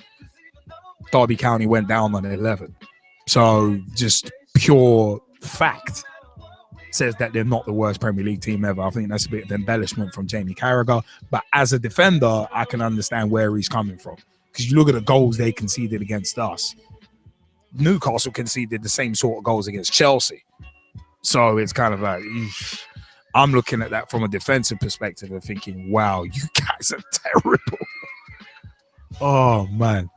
But you know what, yeah? I mean, Jesse, did you want to carry on before we throw out to the Skypers? Yeah, sure. So Tottenham, are they the real deal? Here's the thing. The time when we figure out if Tottenham are the real deal is when they actually win the title. Mm-hmm. Right, so all this is postulating. Right about now, they have to continue to run. Right, they have to really give themselves the best possible chance. And then, of course, when it comes to crunch time, clutch time, squeaky bum time, whatever you want to call it, they have to pull it out. It's as simple as that. They have to pull the cat out the bag. Right, everything else about them playing well but not quite getting there. Yes, that's nice, but where's the trophy? Right. At the end of the day, I will kind of paraphrase Cam Newton and what he said recently after a lot of questions about his reactions and responses in post Super Bowl press conference where he wasn't particularly talkative. Right. So if Tottenham don't win it, at the end of the day, they lose. Right. And if you want to be happy about that, you're still a loser. What are you? Loser. So, you know, as I say, the only time we'll know if they're legit is when they win it. Simple as that. Now, in terms of the Arsenal loss, look, Leicester City have been on such an amazing run, right, that you kind of have to take this into account, right? There is going to be a loss of steam at some point, right? Let's just look at what happened with Chelsea. They were in such amazing form that at some point they had to drop off the cliff. It had to happen, right? Arsenal, again, like you say, they have to put it together. This one win against Leicester, yeah, it's helpful today in terms of confidence, but unless, like I said about Tottenham, unless they put it together, right, doesn't really mean much of anything. Because what do most of the fans say? And I'll quote both Jamie Bailey and Mr. Nathan Arsenal on this, right? He said, look, FA Cup's been nice, but don't want it. Want the league, right? So if the season ends and they don't have the league, again, it was nice, but in terms of the league, if you didn't win it, you're a loser. So, again, paraphrasing Cam Newton, you know, he's not happy about it. So, if you want to talk about, you know, being gracious and all that other stuff, I'll just show you someone who didn't win the Premier League title again. Simple as that.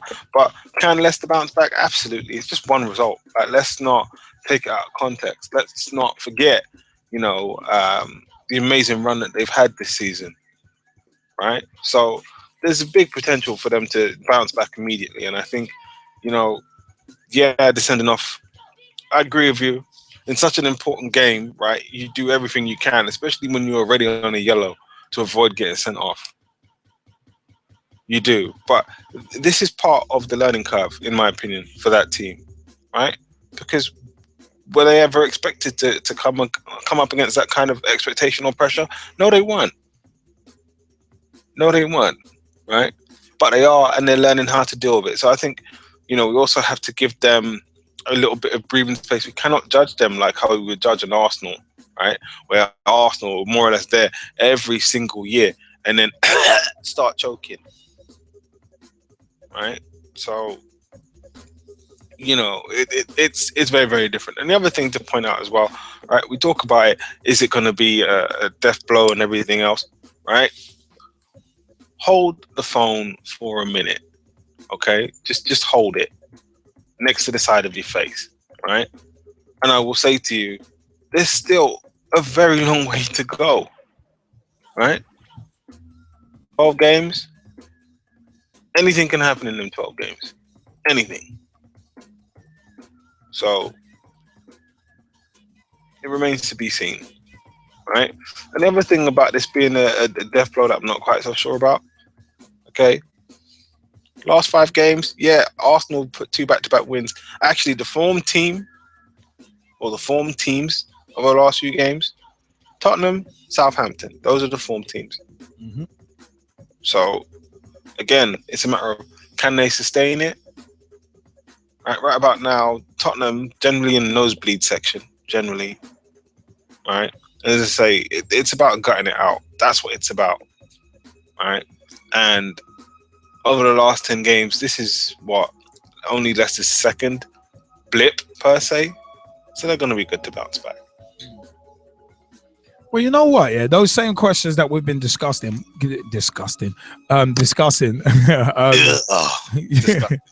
Mike Harniman, you want to jump in on them? Then we'll have JBK. Then we'll have Brad, and then we'll have to move on. So, Mike Harniman, have at it, man.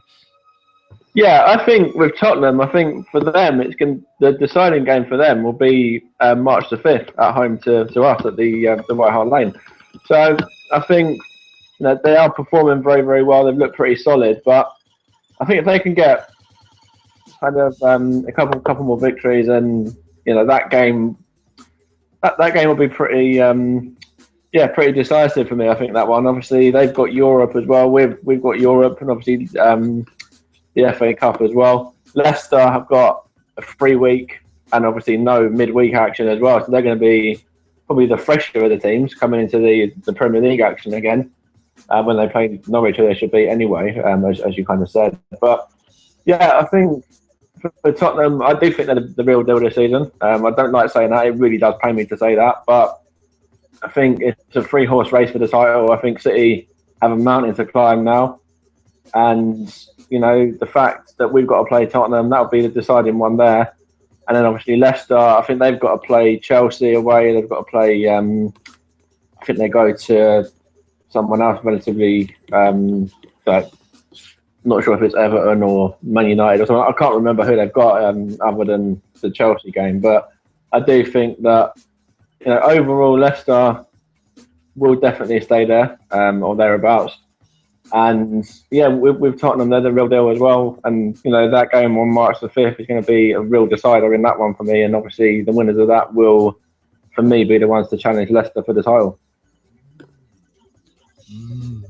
I mean, Jamie Bailey, your thoughts on what we've been discussing as well. Are Spurs the real deal? Can Leicester will Leicester bounce back? And what about Villa too? Jamie, you there? Yeah. I'm not too sure. I'm undecided. It's a difficult one with Spurs because I'm not a Spurs fan, an Arsenal fan, so I don't really want to kind of give all the praise to Spurs. But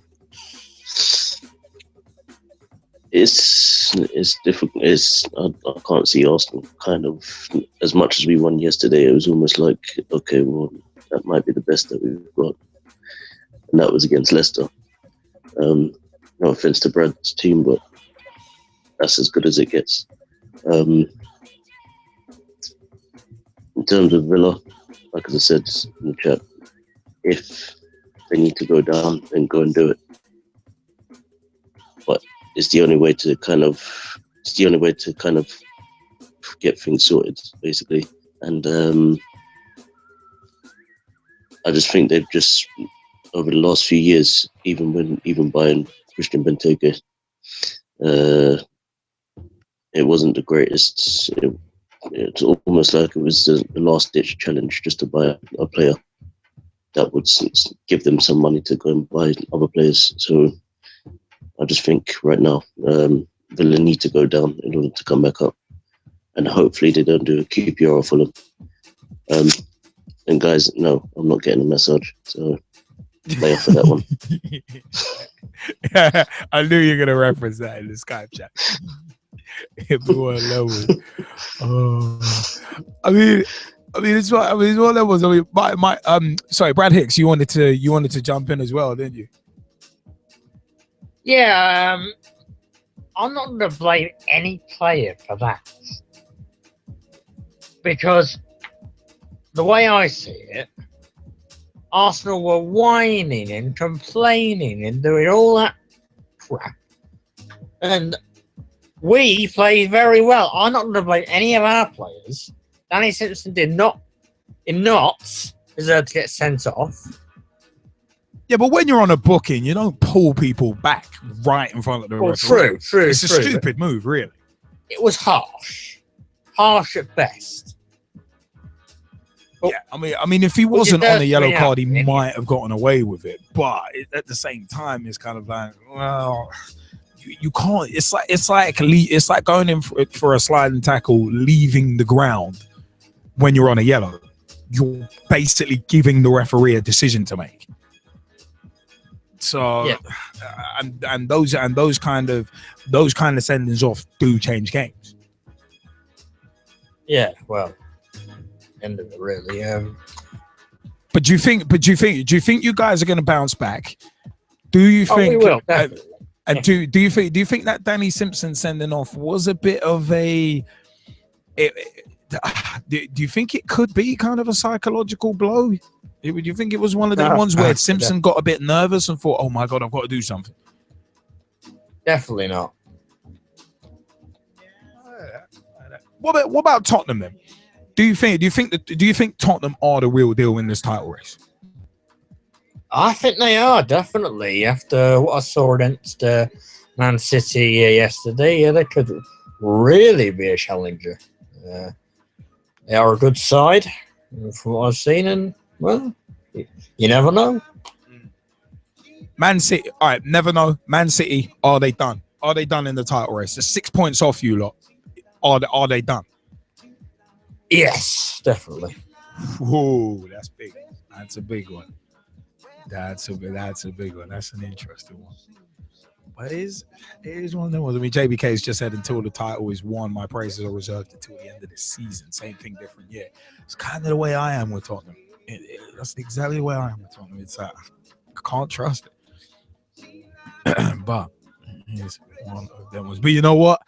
It is one of them where it is time for a regular bit of pudding. No, I'm kidding. But it is one of them ones. It is time for... Oh, you didn't know? Ian Kerr's going to tell you about A-League football.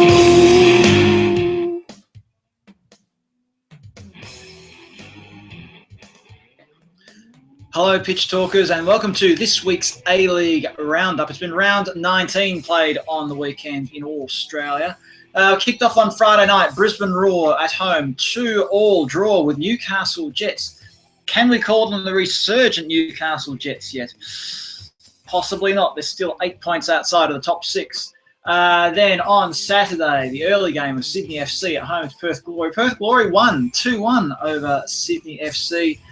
There are rumbles of discontent among Sydney FC fans as their team is sliding down the ladder. Saturday night, the Melbourne derby was Melbourne City at home to Melbourne Victory. Well, Melbourne City at home, it's the same home ground as Melbourne Victory has. It's just that people sit in different seats. Anyway, 2-2 was the final score. Melbourne City went ahead twice, and Melbourne Victory came from behind twice to equalise, and then had a goal disallowed in the second half. Replays showed that the ball had crossed the line. A free kick hit the crossbar and then went over the line, bounced back into play. And the linesman didn't pick it up. In fairness to the linesman, he was doing his job. He was staying level with the last defender, or the second last defender, as the rule says. And the wall was lined up on the edge of the 18-yard box. There's no way he was really going to be able to effectively judge whether or not the ball had crossed the line. And there are no video refs in Australia in the A-League. So 2-2 was the final score. A bit of crowd trouble there as well. Crowd trouble on an Australian scale, which basically means some idiot let off a flare and a few idiots threw bottles onto the ground when they weren't happy with the disallowed goal. It wasn't disallowed, just wasn't allowed in the first place. Anyway, as a result, there's been another show cause notice has been issued, this time to Melbourne Victory for the behaviour of their fans. We'll get to that in a moment.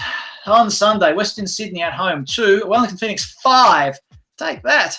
And the 2 goals that Western Sydney scored were consolation goals at best. 5-2, Wellington Phoenix winners away to Western Sydney. And then was postponed because of the heat. In England, eh? A match being postponed because of the heat. It was originally scheduled for 3 p.m. kickoff, got pushed back to 7 p.m. Central Coast at home went down 2-3 to Adelaide United. Now, Adelaide United travelling very nicely. If we have a look at the ladder, Brisbane Roar on top with that draw. Western Sydney Wanderers 1 point behind. And then Adelaide United, they were out of it a few weeks ago. Nowhere to be seen. Now they're third. Melbourne City fourth. Melbourne Victory fifth. And Sydney FC rounding out the six on 28 points. Perth Glory's only one win behind Sydney FC. Newcastle on 20 points. Wellington on 19 and Central Coast on 12. Now, I just mentioned Newcastle. Rumour going around that Mike Ashley is going to buy Newcastle. Think about that one, eh? He's going to own 2 Newcastles. That'll work out well, I'm sure. Nobody's going to complain about that. Now, returning to the crowd trouble, we mentioned last week that there'd been a show cause notice issued against Western Sydney Wanderers because of their fans letting off a series of flares in the match against Melbourne Victory. They've been issued with a fine. Tidy little fine too, $50,000 from memory. And what else? Oh, a suspended sentence of 3 points. So if they do something naughty again, they'll lose 3 points. So Melbourne Victory now in the same boat. Their fans have been a bit naughty on the weekend, so we'll see how Melbourne Victory responds.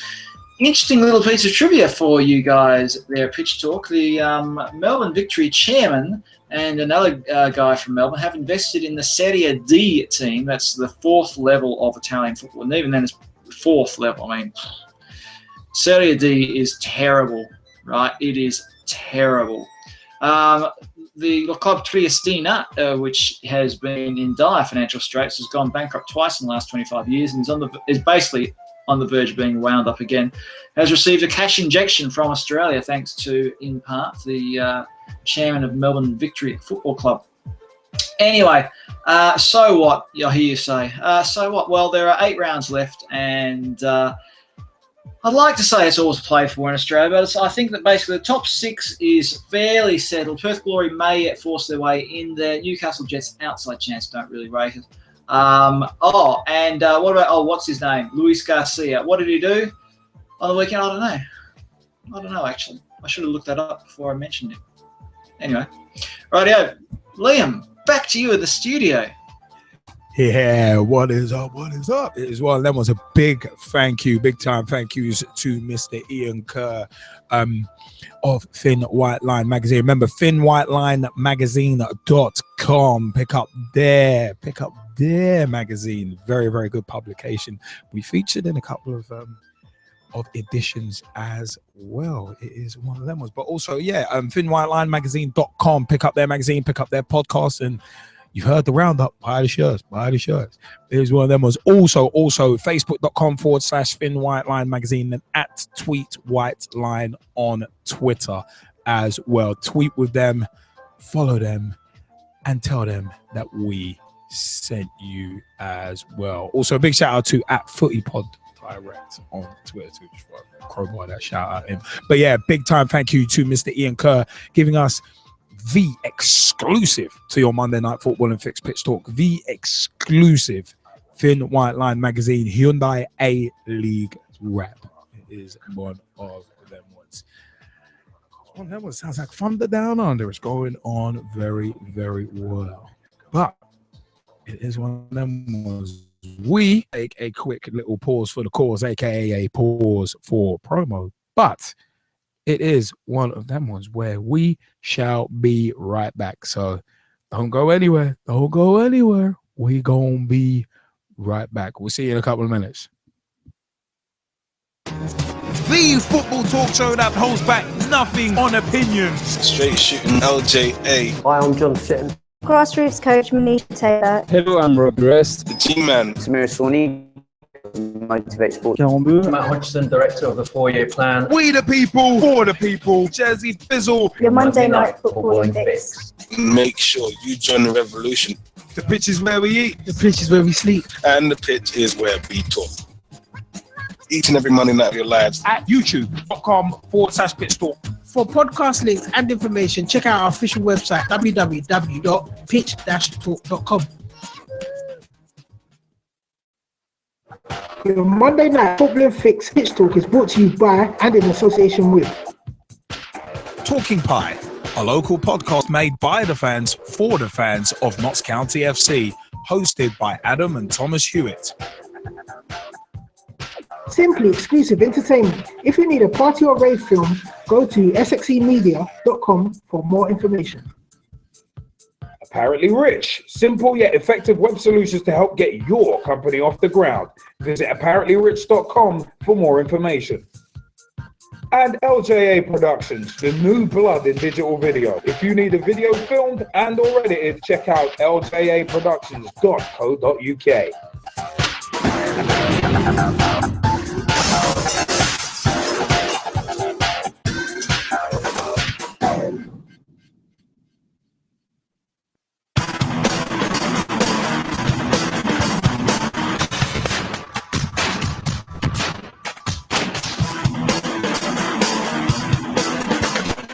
LJA Productions, the new blood in digital video. Options, video encoding for the web, including YouTube and Vimeo, audio recording, filming of interviews, promos, live events, and much more. Get in touch at www.ljaproductions.co.uk or twitter.com/LJA Production. New blood in digital video promotes you.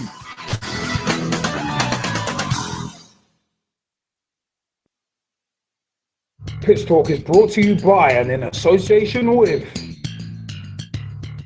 the one-stop shop for all your coaching needs, Motivate Sports and Fitness. Check out motivatesportsandfitness.com for more information.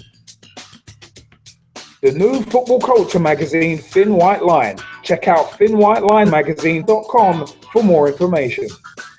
Storm FM with new hot releases played daily. Feel the boom at stormfm.net. Two girls with their Bonnie Scotty trying to cover as much women's football as they can. Girls on the Ball. Check out girlsontheball.com for more information.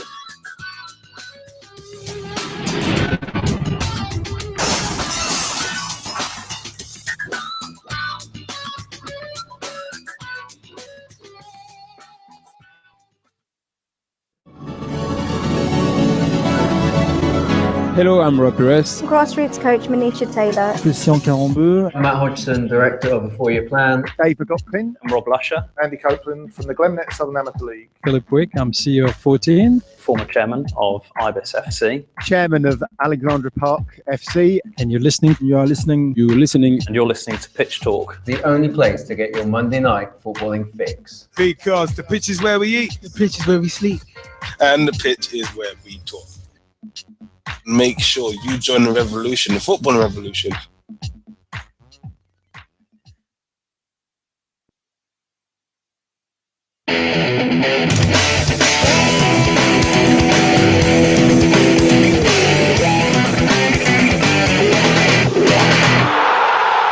Generally, talking points.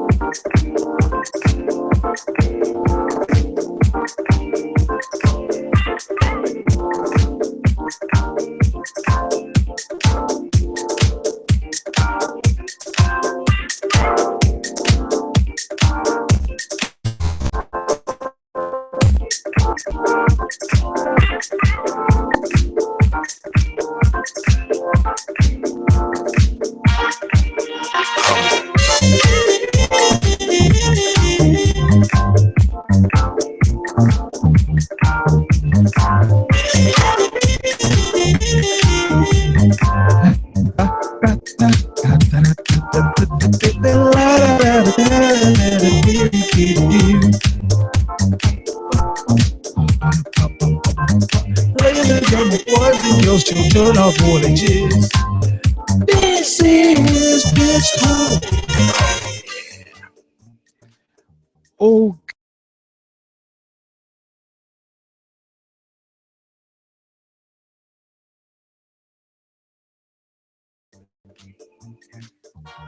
go on. Just wanted to hear your voice. I was gonna say, are you ready? I'm not a gladiator. I mean, I know one, but I'm not a gladiator. But okay. No one? Oh, okay.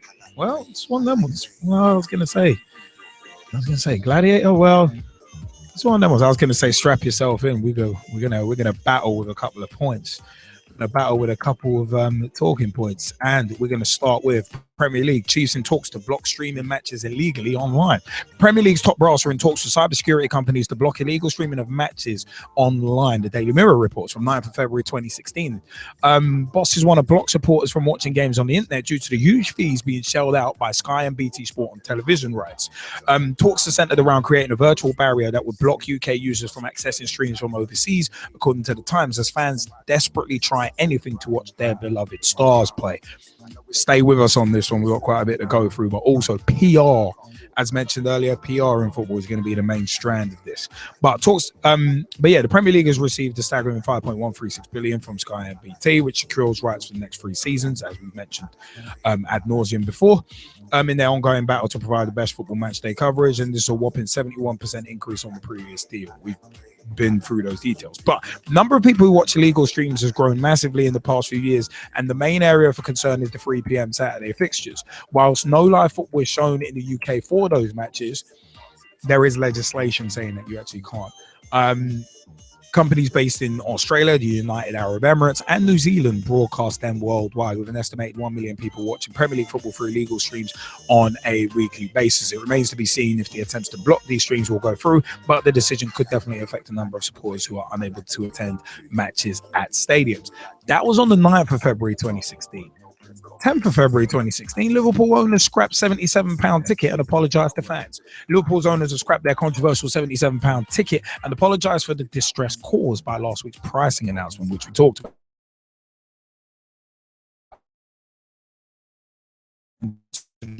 Draw protest £77 ticket in the new main stand. In reverse, in the decision, Sports Group told the scrap message it will stay at £59. More on that later, coming back to that. The highest season ticket price is also frozen as well. Liverpool's principal owner John W. Henry, Chairman Tom Werner, and FSG President Mike Gordon issued an open letter detailing the changes following what they described as a tumultuous week. The three of us have been particularly troubled by the perception that we don't care about our supporters, that we are greedy, and that we are attempting to extract personal profits at the club's expense. It said quite the opposite is true. The club has also ended game categorization, meaning fans will pay the same price for matchday tickets regardless of the opposition.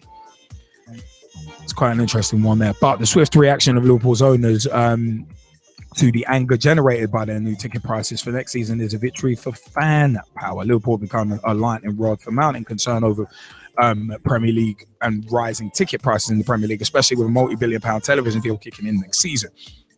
To the credit of their owners, they've admitted they got it wrong, acted decisively and quickly, and moved quickly to appease the growing tide of discontent among their loyal fan base. FSG will hope the climb down, because that's what it is, will repair fractures in that crucial relationship with Liverpool's fans. They have listened, and for that they deserve additional credit. Those fans in turn will feel they have struck a significant blow for supporters around the country. Now, just holding on that point just for a second, the most expensive matchday ticket for adults is actually still £97 at Arsenal, £95 at West Ham, £87 at Chelsea, £81 at Tottenham, and £59 at Liverpool. So that's kind of an interesting one there. Just want to say that. But West Ham have brought down their prices as they prepare to move to the Olympic Stadium in the summer. So obviously things will change there, and we've mentioned that on previous PT shows before as well. But it is one of them. There were 11 clubs that have said their price ranges have not yet been decided and will be released later in the year. So more on that when we get to it. But as I said, that's part of where we're going in terms of PR in football, and speaking of PR in football, Sunderland's Adam Johnson admits child sex charge. This was also on the 10th of February 2016. Sunderland footballer Adam Johnson has pleaded guilty to 1 count of sexual activity with a child and 1 charge of grooming. Appearing at Bradford Crown Court, the Sunderland winger also denied 2 charges of sexual activity with a girl aged under 16. The 28-year-old from Castle Eden, County Durham, who has 12 England caps, was arrested in March 2015. Ryan, we're building up to that. You got to build up. His case was actually formally opened on Friday. Kate Blackwell QC for the prosecution said the alleged incidents had taken place in or about the area of Castle Eden and Wingate. Judge Jonathan Rose told the jury of 6 men and 6 women, "You may see reference to this in the press, but it's the evidence in court that you will gather.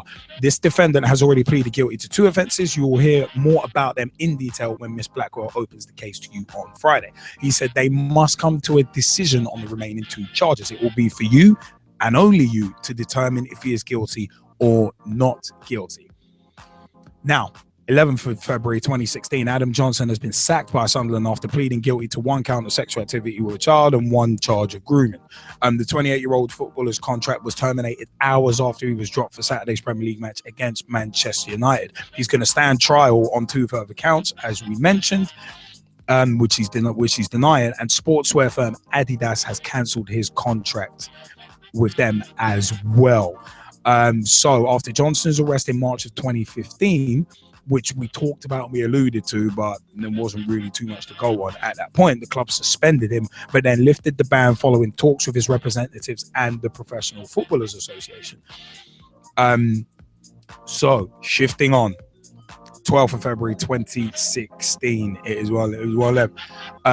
Friday, actually. Former Sunderland footballer Adam Johnson abused his revered position in society, and that's a direct quote, when he had sexual contact with a 15-year-old fan, a court has heard. The 28-year-old who has 12 England caps is on trial, accused of sexual activity with a child. Prosecutor said it was in a way that he knew he was both morally and legally wrong. Adam Johnson has said it, denying 2 charges of sexual activity with a girl under 16. The alleged victim was 15 in December 14 when Johnson was living with his then pregnant partner Stacey Flounders in Castle Eden, County Durham. Bradford Crown Court was told. Prosecutor Kate Blackwell QC said the girl was a passionate Sunderland Football Club fan and idolised Mr. Johnson, who was her favourite player. After matches, she would hang around waiting for a glimpse of him, wanting to get photographed, often sporting a Sunderland shirt with Johnson's name emblazoned across the back, she told the court.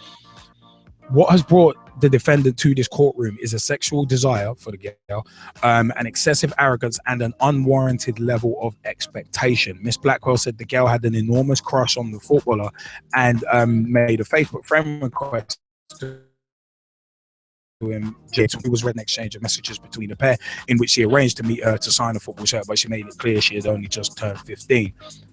We're not going to read out those messages because they will be distressing to quite a few people, so we're not going to read them out, and you can do your own research online if you want to read that, but it's one of them it's unsettling, to say the very least. But yeah,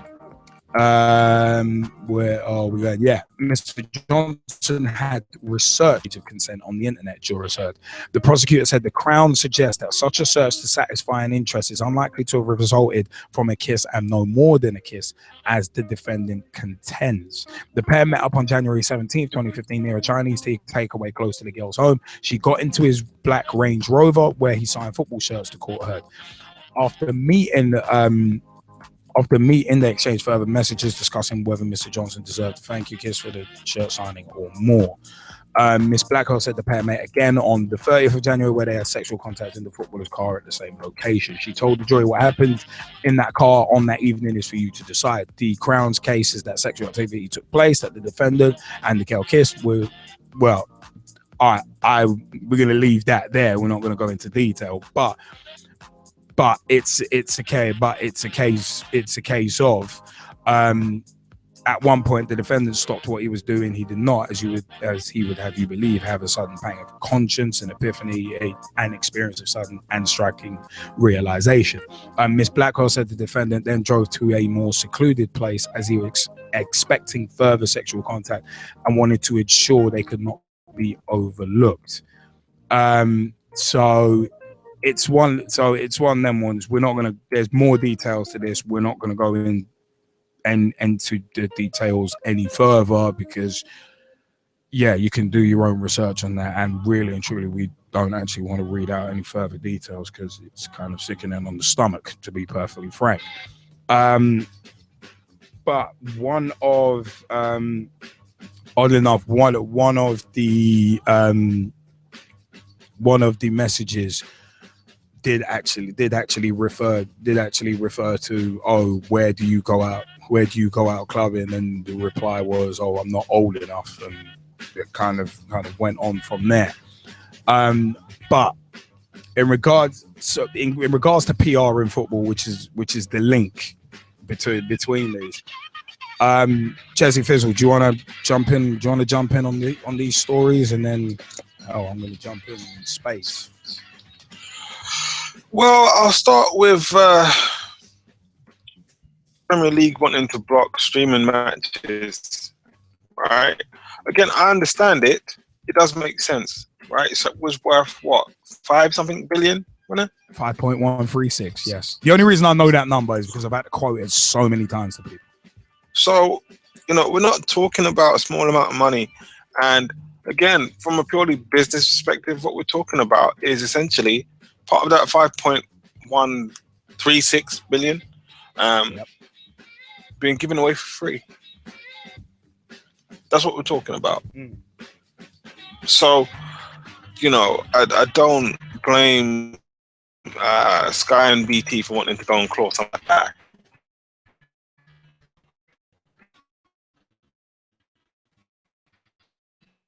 I don't blame them entirely.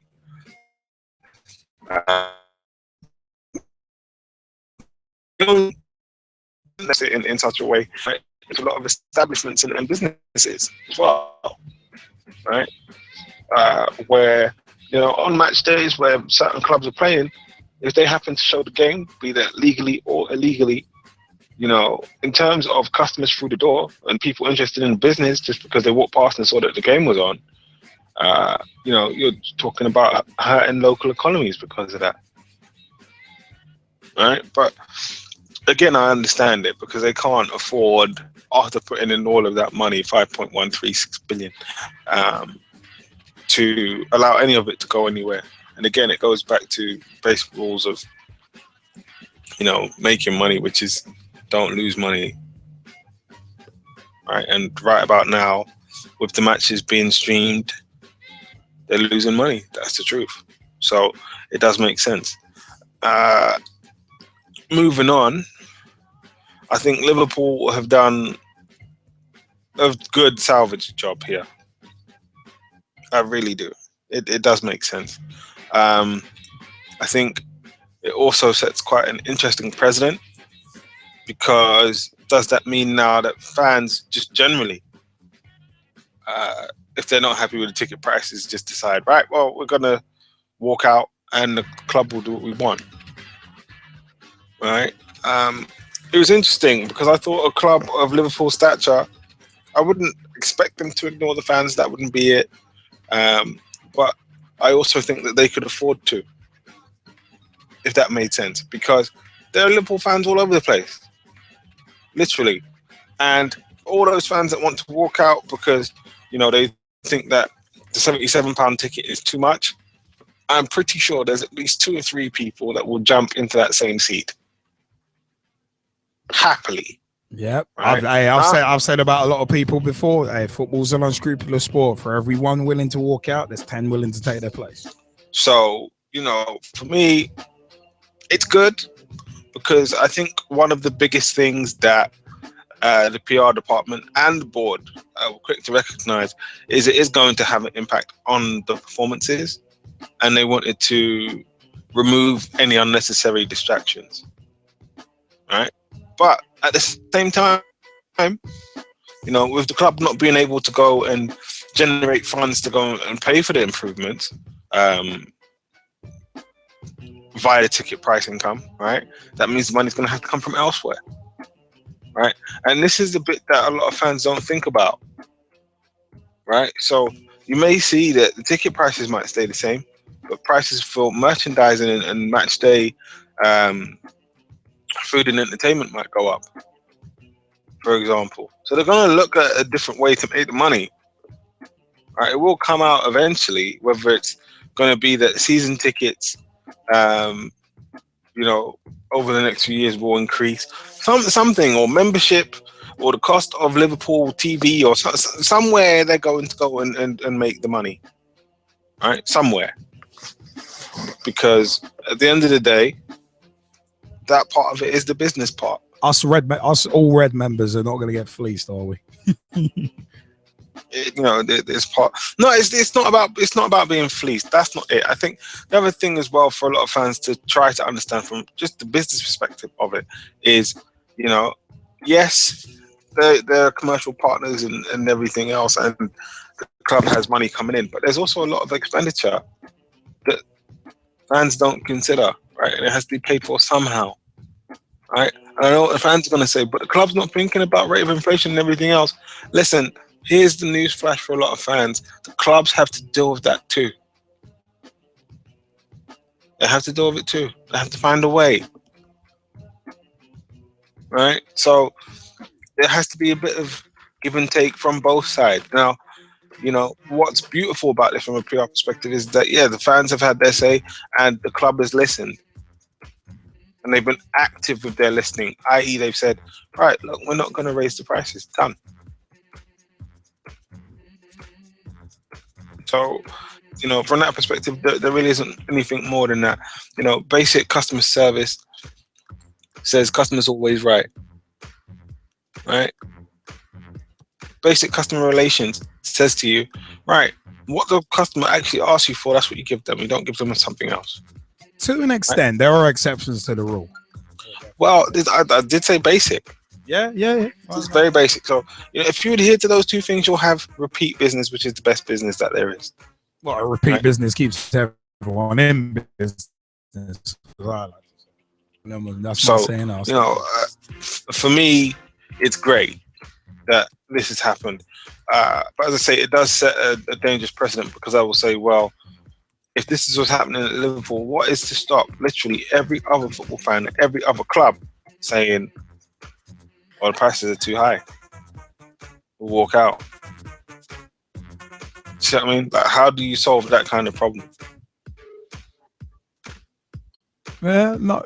See for me, it's one of them ones. I just want to chime in quickly, but it's one of them ones where, like I said earlier, it's a case of PR. PR in football is very, very important. Going to come on to the next point in a minute. I obviously want your view on the next point, but it's one of them ones where I think the only reason Liverpool Football Club have backed down is just because of the crap storm it created. That's the only reason. There ain't no, for me, there's no like El Benevolente kind of thing about this. It's just a case of I think it's one of them ones where like Liverpool backed down because of bad PR, and we've had bad PR before where we didn't back down, and look where that ended up. So it's making mistakes but learning from it. And like I said earlier, it is a case of the highest price ticket is still 59 quid, and you got to bear in mind that there have been protests over, well, the Man City Arsenal game at the Emirates a couple years back, where there was the protest over 66 quid tickets. So when you look at 59 and 77, 66 is right bang in the middle. So essentially, yeah, it's one victory, but eventually the money men in football and the clubs will win the war, just purely because of supply and demand. I mean, look at the fact. Exactly my point. I mean, look at the fact that look at just the pure fact that the Premier League are looking at stopping illegal streams. Just look at that as a point on its own. And it's one of them. Yeah, we've got a £5.136 billion deal, and we want to stop people from illegally watching stuff. It's like, if you wanted people to stop illegally watching stuff, don't charge 45 to 50 quid for BT Sport and Sky Sports. It's one of them ones. Don't charge 59 to 90 quid to watch a match. Pretty simple equation in theory. All right, there's money things behind it, but at the end of the day, you boil stuff down to its rudiments, and things can be made very simple, black and white, if you will. So that would be where I would sit on that. That would be where I would sit. Well, again, I don't think it is black and white as that. No, right? It's not. Because but on a basic level, price has once to you be at a certain level, right, to generate the required amount of money if the stadium is full, right? And let's be honest, week in, week out, the stadium isn't always full. And that's not just to do with the price of the ticket. There's a lot more to it than that. No, right? of course, the price of the ticket is part of it. And it's like, if it's costing you, let's say you're going to Arsenal, 97 quid, let's say, yeah, actually, you know what? No, I'm not even going to take Arsenal as the example with 97 quid, most expensive match day ticket. I'm going to take 59 quid. Right. Imagine 59 quid. And I don't really want to harp on this for too long because we're delving into stuff that we delved into before. It's just a case of imagine 59 quid for your ticket. Those tickets will, for the first half of the season's games, will generally be coming out probably about within the next couple of months. So it'll be one of them. So you'll be booking your train tickets in advance, like by a couple of months, maybe 2-3 months. You'll get a saving, but not a brilliant saving. So 59 will quickly, when you add travel, when you add food, potentially accommodation, if it's a Monday night game, that can very easily spiral up to 250, 300 quid very quickly. So that's where, as you rightly said, it's not black and white in terms of football clubs, but in terms of the fans either. Once you factor certain other things in, like when we were talking on Pitch Talk Meets Manisha Taylor about St. George's Park, and she mentioned getting up there, getting back. If you're coming from London, you're going to have to stay there overnight, hotel prices, that kind of thing. So a lot of other things add in. But as I said, I think it's a PR mission I think it's a PR salvage job. And that's the only reason that Liverpool's owners have scrapped the 77 quid ticket, because there are more expensive tickets from certain other clubs out there. And also you look at the Premier League chiefs in talks to try and block illegally streamed matches. It's tightening the noose in other ways. Like you said, in terms of marketing, in terms of not marketing, merchandising and all that, they're going to claw back the money from that anyway. Blocking illegally streamed matches, they're going to claw back the money from that anyway. Because if they block every way you can watch it, you're going to have to go through the Premier League and pay.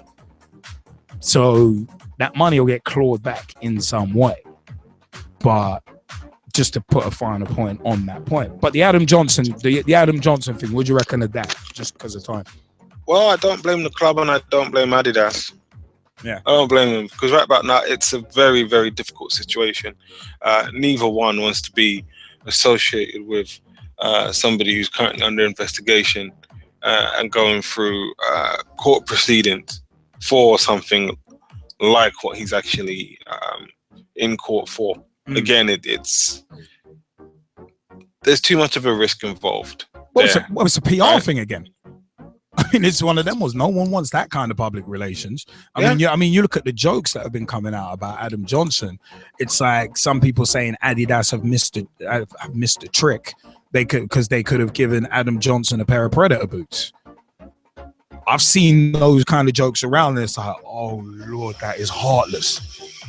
So it's like you don't want that kind of PR following your company around, let alone your club. This is precisely the point. You know, those kinds of comments are to the detriment of everybody involved, right? And of course, the young lady involved, it's a shame for her. It really is, because, you know, it's one of those things where you don't wish that on anyone. You don't. And it's a lot of unwanted and, in my view, unnecessary attention. Yes, it's going to be a public case because you're talking about former international footballer, Premier League winner and everything else. But I think her privacy also needs to be respected at this time as well. So all of those insensitive comments, you know, I just say to the people that make them, I understand where you're coming from, right? Because, you know, it's going to be one of those things that might make you viral on Instagram or Twitter or Facebook, right? But at the same time, there are actual real people involved in this, i.e. this girl, her family, even Adam Johnson himself, and, you know, his friends, his family and associates as well. And again, they don't deserve that at this time. They don't. But in terms of Adidas, I don't blame them. They had to do what they had to do. In terms of the club, they had to do what they had to do. It's the severity of the charges that turn the tide for me. They're very, very severe charges, what he's admitted to and what he's actually in court for and on trial for. So again, I don't think this is one of those cases where in current society where the club can say, or Adidas can say, well, we're going to see how things go. No. Yeah. no, you can't. Not in this current society. So again, their hand was forced from a PR perspective, but they've done what they've had to do. And at the same time, you know, for the mere fact that he's gone and actually pleaded guilty to it, again, he himself has left them with no choice. So it's going to be very interesting in terms of how this will actually play out in terms of the end result. So I think from a PR perspective, both the club and Adidas are very wise to cut bait now as opposed to waiting until after. Because they say that the weight of the allegations that are being made here and what he's actually admitted to is just too, it has too much gravity, too much weight for anyone to play a waiting game in terms of, right, we're going to see where this goes and then we'll make a decision. No. Yeah. You're just not afforded that amount of time. You know what? I'm personally in total agreement with you, and it is a case of I'm in total agreement with you because the fact of the matter is, I've said it in a couple of posts on Facebook as well. It's a case of, look at what, say, I'm going to use a couple of examples, but look at the racism scandal with Hulk Hogan and WWE. Their biggest star of all time. They're legitimately their biggest star of all time. They cut ties quick when that came out. And that was from a few years ago. And WWE were very quick to try and erase Hogan from history. The Benoit tragedy. And that is a legit tragedy. They were, as soon as the truth was found out, as much of the truth as possible was found out, Benoit got erased from WWE history very quickly. And it's one of them ones. So we're talking about what? A racism case and a murder case in those two scenarios. But the fact of the matter is, this was the strand that I was using, that I wanted to connect these two with, is a case of nobody these days can afford bad PR, and bad PR can legitimately be bad for business. And at the end of the day, if everyone is trying to set themselves up as businesses, you can't afford to be connected with people involved in this kind of thing, which is why Adidas and Sunderland did exactly the right thing. Sunderland, when this first came up, suspended him, suspended Adam Johnson, and we're like, all right, we're gonna wait and see if these allegations are true. Then we're gonna make a decision. So they played it smart. And then it's one of them was when this came out and he admitted 2 charges, which I've got a theory on. It was a case of, you know what, we can't have that associated with us, with our club, because bear in mind, Sunderland have got their ladies team, they've got youth teams, they've got academy teams. Can't have that around. It's what he is also on trial for. You can't have that around. So it's similar to the Ched Evans thing. You just can't have that around. You really can't. Not just from a PR perspective. That actually pales in comparison to the potential that this could happen again to another youngster. There's immediate ramifications right there. For me, it's played perfectly, to be perfectly frank, and it is one of them ones where I think that Adam Johnson has pleaded guilty to those first charges to get leniency from the jury on the second 2. That's my so I think it's my theory is that it's a plea bargain thing, just to get leniency, because apparently he could serve 5 to 10 years in jail. And be perfectly frank, that's where I'm looking at this from. Abusing his position in society, spot on. That jury, it's like the way I think it was Kate Blackwell QC said it. It's a case of Adam Johnson has abused his position in society, and the weirdest thing is that Yeah, he had a pregnant girlfriend at the time, pregnant wife/girlfriend at the time. So that makes it even more weird. But for me, the fact of the matter is, he's abused his position in society, and he can't get away with it, and he can't be seen to get away with it either. And again, this kind of does tie into what I've said a number of times about footballers being role models. There's a lot of bad role models out there, and this is a massive example of a bad role model. I'm one of them ones where it's like, I don't care what you've done on the football pitch. If you're getting done for stuff like this, what you've done on the football pitch does not matter at all. It don't matter. This is not one of them ones where it's like, yeah, oh, but he was a really good player. No. Look at what he's on trial for. No. It's one of them ones. You make this exception, you open the floodgates. Like what you were saying, Jesse, about the ticket thing in terms of a dangerous precedent. So it's one of them. It's one of them ones. If he gets found guilty of those two offenses, throw the book at him. That's what's got to be done. That is what's got to be done. I think the other thing that's interesting about this, right, is he has abused his position in society. As I say, he's a local celebrity to the area, former England international, plays for the local team. So again, in terms of his position, he's in a highly elevated and privileged position, right?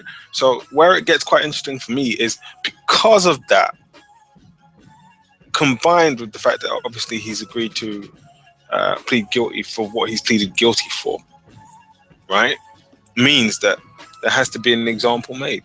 So I would be surprised if he doesn't get quite a harsh sentence, right? Because the other thing is, you want to go and send a message to not just footballers, but all sports personalities to say, listen, this will not be tolerated. I'd say you're sending a message to everyone. Well, that to literally everyone. It's like no matter who you that are, too. But because we're actually dealing with a sports person and a footballer, right? It goes to show that it does not matter if you're a footballer or not. If you are guilty of these offences and you're in such a privileged position, this is how you will be treated. Uniformly and in a draconian fashion. This is it. Uniformly in terms of civilians and in a draconian fashion because of the offences you've committed. At the end of the day, I mean, it is one of them ones where Mike Harniman has some very interesting stuff to say in the Skype chat. We're going to throw out to the Skypers in a second. What's it? Mike has said. I said it before with Ched Evans. To be fair, he's meant to be a role model to other players / up and coming fans who idolize him on the pitch. Fine, if you're going to idolize someone on the pitch, that's one thing, but they'll start to think they can act exactly like that off the pitch as well. It's disgusting.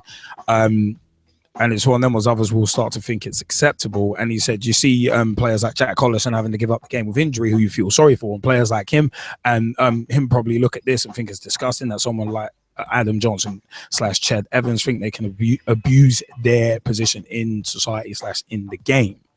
Jack Collison speaking out for his love of the game would be disgusted by this. So it is what it is. One of them was you can't have one rule for one rule for others. You can't have that. You can't do that.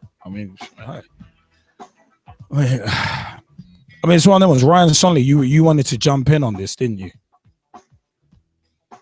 I did. I mean, I know bits of the Adam Johnson story because obviously my dad is a security engineer in the northeast, and with my dad doing that, he actually did some CCTV coverage of on Adam Johnson's house. So I mean, I in due respect to Sunderland and Adidas, they did the right thing, terminating his contract with both of them. But to be honest, I think there's two sides to every story. I mean, he was in the wrong for obviously the things that he did, but she shouldn't have been in the nightclub for over 18s when she was 14, 15. So, yeah, no, I understand that, but then it's a funny one. Who hasn't been in a club underage? I know. I mean, I wouldn't. I mean, you don't expect someone to be in a nightclub that's underage, and because, to be honest, in my opinion, the club should have been the one that's getting all this haywall, because the club should have checked their ID. Because if it's an over 18 club, you've got to be over 18. You've got to have valid ID. Well, bearing that in mind, I don't know if you've read the WhatsApp messages that have actually been published and are now public knowledge, that have been published throughout the trial. But if you've read them, then your perspective will change. I can almost guarantee. I've not seen them, but obviously I will. Have a read of them, and some of what's said in that is like, wait, hold on, you found out the girl's age, and you're still doing this. I said, we are not going to read them out on air. If you want to read them, you will have to do your own research on that. But they are pretty damning, to be honest. frank. I mean, she shouldn't have been friend requesting Adam Johnson, asking him out and all that, when she knew that he had a girlfriend with a baby on the way, because obviously the baby would have been stressed else if all things happened. Well, all I'm saying is, it sounds like you're going to need to read the WhatsApp exchanges. Read those first, because I said it will be one of them ones where it will inform and potentially change the viewpoint on it. And I think the other thing, let's get the facts. The other thing for me to say here, as a word of caution, is while I understand Ryan's point, and I do get it, I do think there are parts of it that are valid. What we're forgetting about here, right, is we're talking about a child under law, okay, who was also a fanatical fan of Adam Johnson. Yeah. Right? So I will use Justin Bieber as an example because, well, he's such a polarizing figure, right? But Justin Bieber has the type of following where, in terms of age ranges, it doesn't really matter, right? Especially with his female fans. It does not matter how old they are all equally as fanatical about him across age ranges, right? So we're talking about women that are old enough to be his mother, right? Still going absolutely crazy about Justin Bieber, right? And I'm saying, if you bring that kind of level of adoration, which I feel in this case this young lady did have towards Adam Johnson, you have to bear that in mind, right? And the reason why I say that is because it's not sensible, it's not sensible, it's not going to be logical to the point where she's going to think, oh,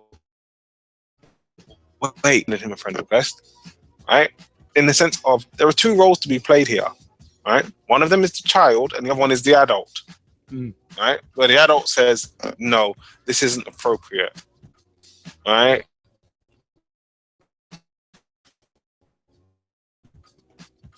Accepted like an official Facebook group for his fans that's actually managed by a third party. Totally different story. Totally different. But one of the interesting things that Ryan Sonley has said is that, oh, I'm a big fan of Daniel Carr, but I don't go searching.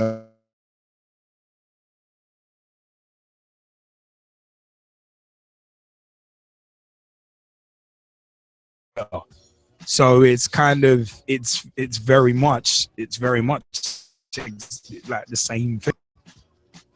It's very much the same thing. So like it's one of them ones where it legitimately is exactly the same thing as following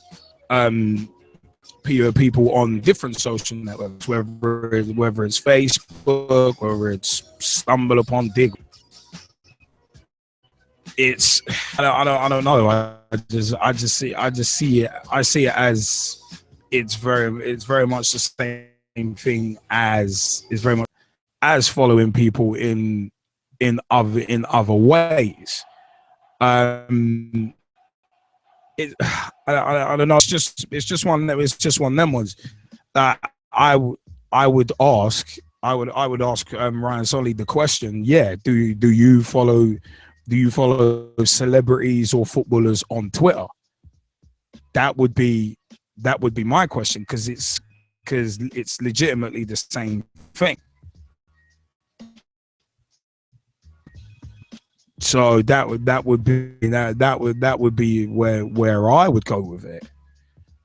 So it's kind of like it is kind of a difficult one, but like at the same time, it's like you can't prohibit people from trying to find their heroes on the social networks.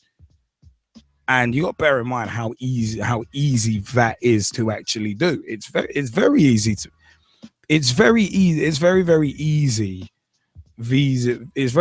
these days to find people on the I don't know if you guys are back, but it's very easy to find people on the social networks these days. So you can't say, oh yeah, don't follow people on Facebook, don't add people on Facebook, don't follow them, because I mean, like Ryan, I want to ask a question of you. Are you back with us, Ryan? Oh yeah, I am. Cool. I wanted to ask a question. I've been having some connection, of course. Yeah, right. I wanted to ask you the question. You did say that you did just say a second ago you're a big fan of Danielle Carter, but you don't go searching for her on Facebook and trying to get on with her. You said that in the Skype, that right? Yeah. Yeah. My question is, do you follow footballers on Twitter? Yeah, but I don't I wouldn't send anything nature to anyone. No, but it's one of them ones. It's a case of I'm just kind of just trying to get kind of figure about it. It's a case of, in the same way you would follow a footballer on Twitter, is how this girl has tried to friend request Adam Johnson. Same sort of thing. I mean, there's a lot of fake accounts out there as well. I was watching an interview with Dave Chappelle on the Jimmy Fallon show, and there's a lot of people purporting to be Dave Chappelle or Cat Williams, and they're actually fake accounts. So sometimes you're not even getting the real deal. So it's kind of an odd one to say, yeah, don't friend request this person, But then an interesting point was actually brought up by Mike Harniman about the one thing I'm confused about is the parents' guardians. Surely someone would have suspected something other than her friends. It's a pretty good question, to be perfectly frank. I'd say that's a pretty interesting point. So I don't know. I mean, it is an interesting one, but then yeah, with everyone being able to connect with everyone, it's very easy to have someone on your Facebook page or someone on your Twitter page that you're following, and everyone's like, oh my god, you've got that person. So it's one of them where you can't just blanketly say, no, you know, don't do this, don't do that. I mean, it's one of them ones. One who, yeah, as I said, Ryan, it might be worth you reading those WhatsApp conversations because they are very disturbing at points. But Brad Hicks, what's your view on what we're talking about, the Adam Johnson thing, and also the ticket price, the ticket issue as well? Well, all I was going to say was I've read things from Josh Halliday, the North of England correspondent for The Guardian, and what I've seen is vile, very vile.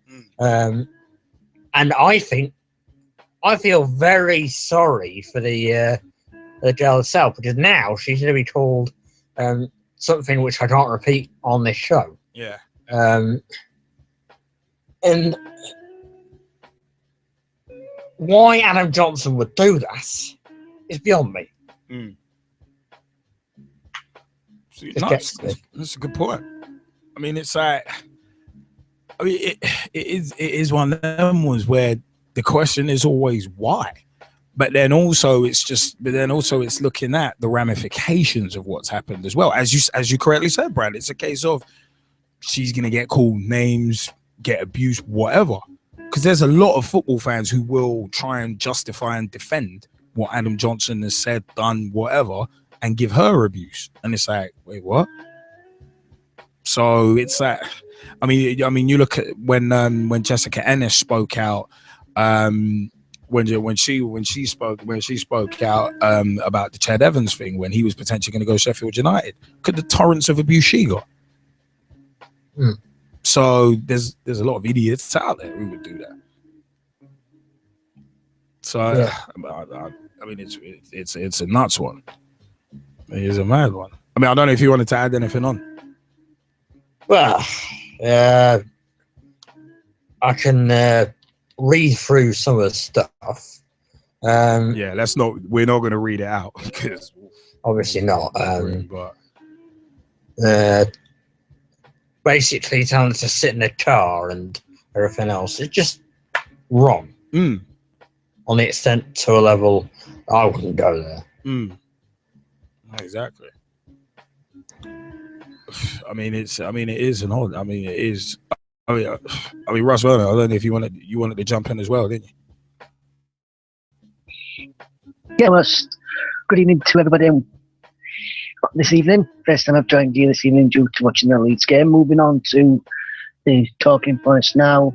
I think he was right for Sunderland and Adidas to cancel the contract with Adam Johnson, especially when when he first got arrested, if I was Sunderland, I would have cancelled his contract then. And then, but with Adidas, I would have waited a bit. And with Adidas, you don't want someone like he's pleaded guilty to be associated with your brand. So I think that's a good point to get rid of him there. Going about the ticket prices and mentioned about Liverpool, I think Liverpool did a good job. So it's a 77 ticket U-turn, Liam.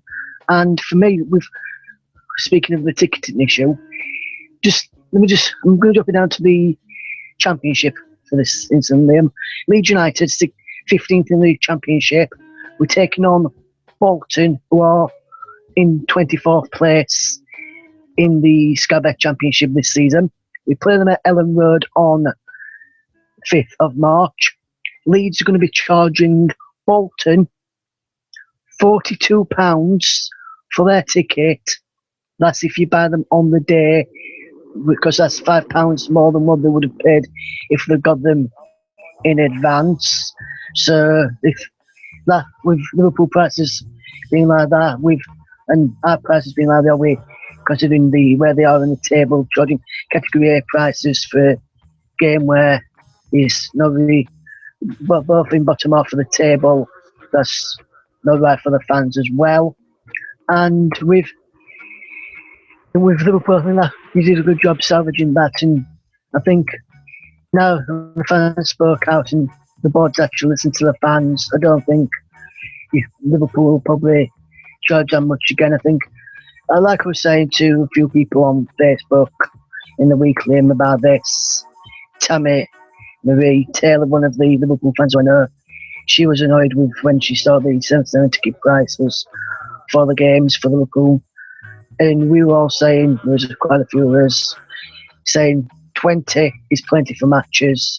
And if you're going to charge a game for a big team, I don't want to charge, say, £40 for a game when it's like, you've got like Man United or Chelsea, Man United, Tottenham, Arsenal, Leicester. The teams on the other top this season, if they come to your grounds, if they were lower league teams, lower down in the leagues, I would only charge probably 20, 25 for the ticket prices, Liam. And For me, if I was a Kerr, if I was a club or another club, that's what I'd do for the ticketing. On the ticketing situation. Yeah. Well, I mean, I said we don't want to delve into the whole price thing too much because we've kind of beaten that one to death. But I mean, coming back to the Adam Johnson one. I mean, Mike Harniman's been on about this in Skype, and he said that Sunderland / Adidas have done the right thing. But I think the only reason they didn't cancel his contract and just suspended it at first was to find out if he was proven innocent, etc., before making judgments. Because at the end of the day, I mean, that's what you've got to do. It's innocent until proven guilty, and you do have to have a chance to defend yourself first. I mean, otherwise the club are going to end up like are going to end up opening themselves up to litigation. And you don't really want to do that, so you've always got to be careful.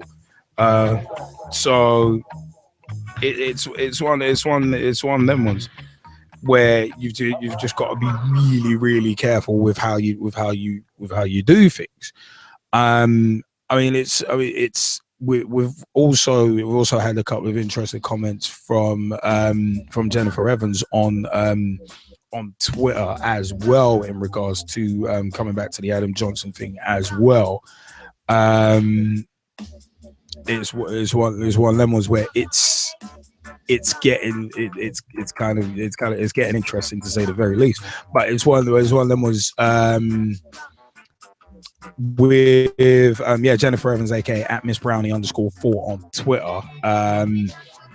We did put out the question about we're discussing the trial and PR and football, etc.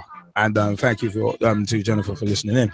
In this case, she says the reasons why I believe Adam Johnson did what he did are arrogance, power, and the super ego. He mistakenly took the girl's infatuation as a blank check for her silence.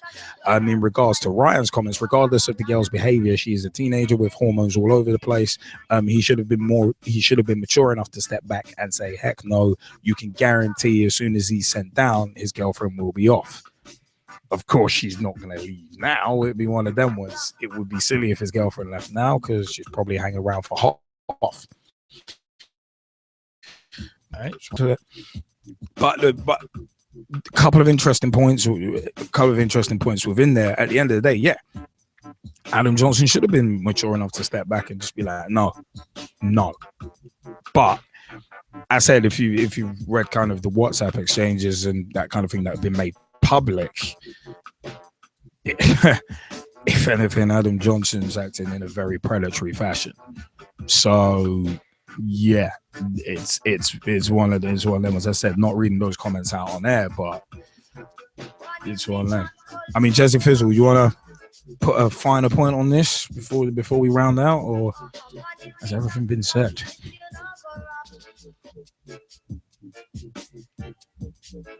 Jazzy, where are you? All right, we'll go back. But no, I said it is an interesting one about hormones all over the place. So I think Jennifer's put it actually perfectly. It's one of them ones.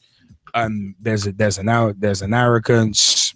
The infatuation is a blank check for her silence. One of them was when people, on a general basis, when people think they could take advantage, they will take advantage. So, it's one of them was. I'll leave that one there. But you know what? It is one of them ones where we'll definitely revisit that point because that trial's not over. That trial is not over yet. But it is one of them ones where we're gonna shift on to another segment, which is.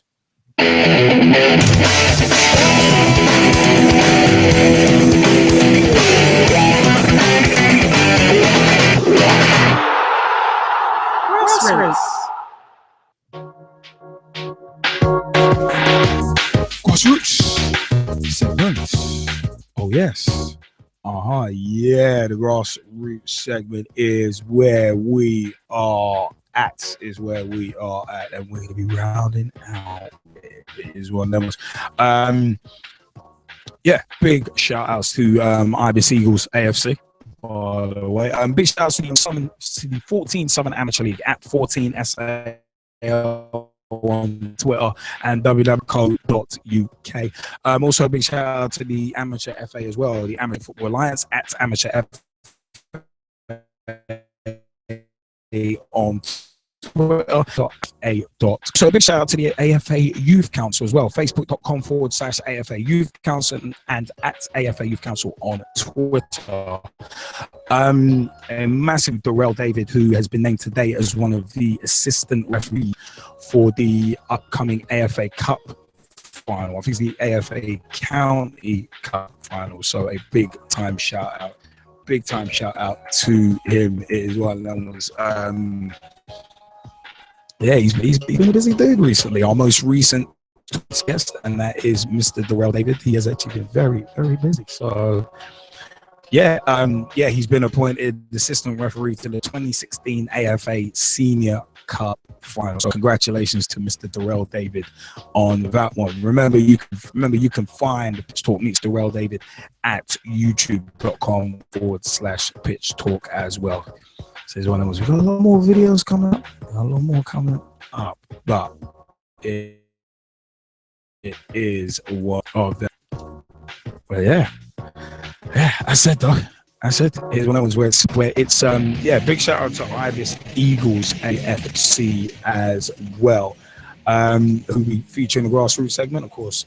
I play for the 5s. G-Man plays for the 6s as well. www.ibiseaglesafc.co.uk is the official website. Facebook.com/Ibis Eagles AFC is the group. And Twitter.com/Ibis Eagles AFC at Ibis Eagles AFC on Twitter. Match Saturdays. Training is on Battersea Park Astro every Wednesday. Bottom left-hand corner of the park near the playground. The Sungate. I think it's sort of Prince of Wales Drive, and I think it's Sungate Gate is the nearest way to get in. It's a 7:30 p.m. meet, 30 minutes of fitness work, then a full hour on the Astro. No boots or molds, just trainers and Astros. Results from Saturday, 13th of February 2016. Ibis Eagles 1s beat Old Finchlands at GSK 3-2. Nat West Bank actually lost 8-2 to the Ibis Eagles reserves in the LFFA Cup. So yeah, the twos are doing very, very well. I think they're actually in the semi-finals of that tournament. So it's one of them. What's good? One that was could be some silverware coming in the Ibis Eagles' first season as a merged club. AFC Old Smiths Freeze versus the Ibis Eagles Freeze was postponed. The Ibis Eagles 4s went down 5-0 to the Polytechnic 5s. The HSBC 6s held us, the Ibis Eagles 5s, to a 1-all draw. More on that in a sec. And the Ibis Eagles 6s drew 4-all with Merton's 6s. The fixtures for Saturday, 20th of February 2016, Ibis Eagles versus Wearside Rangers. The 1s are hosting Wearside Rangers. The 2s are hosting Q Association Reserves. The 3s at the moment have no game. Old Wilsonians 4s are hosting R4s. The 5s are hosting Bank of England's 4s. That's going to be quite an interesting one. And Old Blues are hosting the Ibis Eagles 6s as well. So it is one of the big time shout outs all around there. Also, a big shout out to Hackney Wick FC as well. www.hackneywickfc.com at Hackney Wick FC on Twitter as well. And also a big shout out to Daniel Magna and Tom Sparks at Beautiful Game 15 on Twitter and 2 Men in Search of the Beautiful Game on Facebook. Speaking of the Ibis Eagles 5s match, yeah, it's a chilly day, a really horrible day for football. What was I singing? At one point I was singing when I went up for a corner. Jazzy Fizzle, not a word.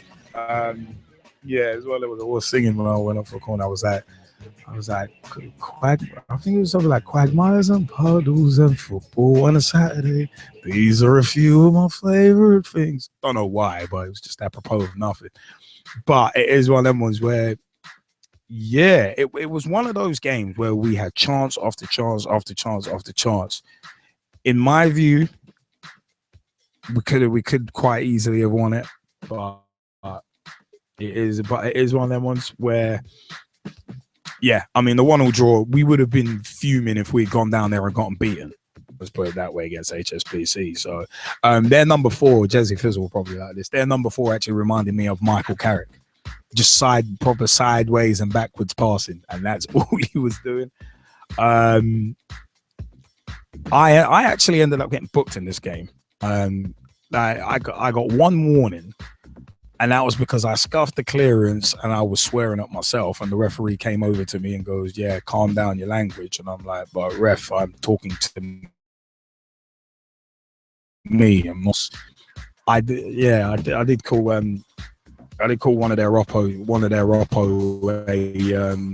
a moron with something else on there. But I did call him a moron because he actually tried to claim handball when it clearly hit my torso, and it's like, "Were you blind?" It's basketball, but it is one of them ones where there was one glaring offside decision where their centre back, their number 6, was playing. I think he was playing Sasha on the side by a good couple yards. Ref gives it. This ref was literally giving whatever people shouted for. He was just giving it. I don't like burying people on the show, but that referee deserves burying for how poor he was. He was just utterly atrocious. And it's one of them was and at one point when that offside decision was given, I was just apoplectic. It's just one of them ones where I couldn't hide my frustration. I went north to corner, and it was just like, "Rev, who was that? Come on, how do you not see that he's playing in 5-year-old?" I was screaming that. I was literally screaming that, and it's like the ref was poor all game. So it's like, it's just utterly poor. But yeah, suffice to say, I wasn't happy, and got booked for it. Not sure if the booking will come through, but we'll see. We will see on that one. But yeah, it was another little interesting away day. I was in the car with Kez and Nabil on the way home, so it was really good actually, getting to know your teammates and that. So it's all good. But it is what them was. Yeah, man. Grassroots segment, always close to the heart. I think the G-Man is going to be back within the next couple of weeks as well for the Sixers. So the Sixers are on a good little title push at the moment. The Ibis Eagles 2s are doing very well too.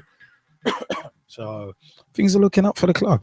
Things are definitely looking up for the club. We're discussing ideas for the end of the season and that kind of thing. So it's all good over at the Ibis Eagles. You know, also a big shout out to Tom Wood as well, who he's actually trying to find out details for Luton Town FC disability team.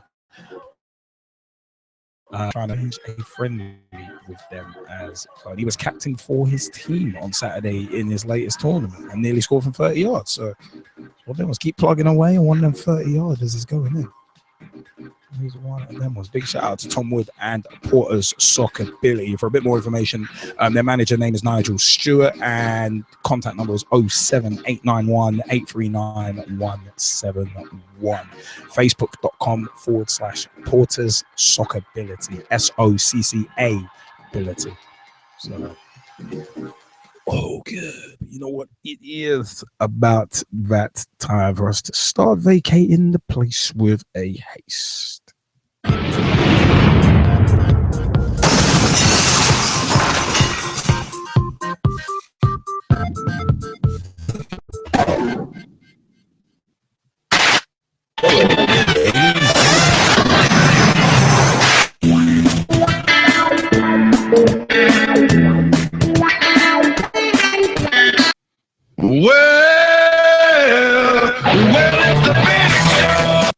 Hi, I'm John Sitton, and I'm here with Gavin, Liam and Gerald on Pitch Talk. The football talk show that pulls no punches and holds back nothing on opinions. Hello, I'm Rob Russ. My name is Christian 42. I'm grassroots coach Manisha Taylor. Hi, I'm Matt Hodgson, director of the 4-year plan, and you're listening to Pitch Talk, the only place to get your Monday night footballing fix. Make sure you join the revolution. The pitch is where we eat.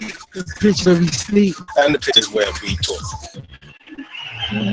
I'm Andy Copeland from the Glennet Southern Amateur League. Philip Wick, I'm CEO of 14. Rob Lusher, former chairman of Ibis FC. I'm Samir Sonley, co-founder and co-director of Motivate Sports and Fitness. And you're listening to And you're listening to Pitch Talk. Ladies and gentlemen, boys and girls, children, I'll probably bring to you the football talk show that pulls no punches and holds back nothing on opinions. Why? Pitch where we eat.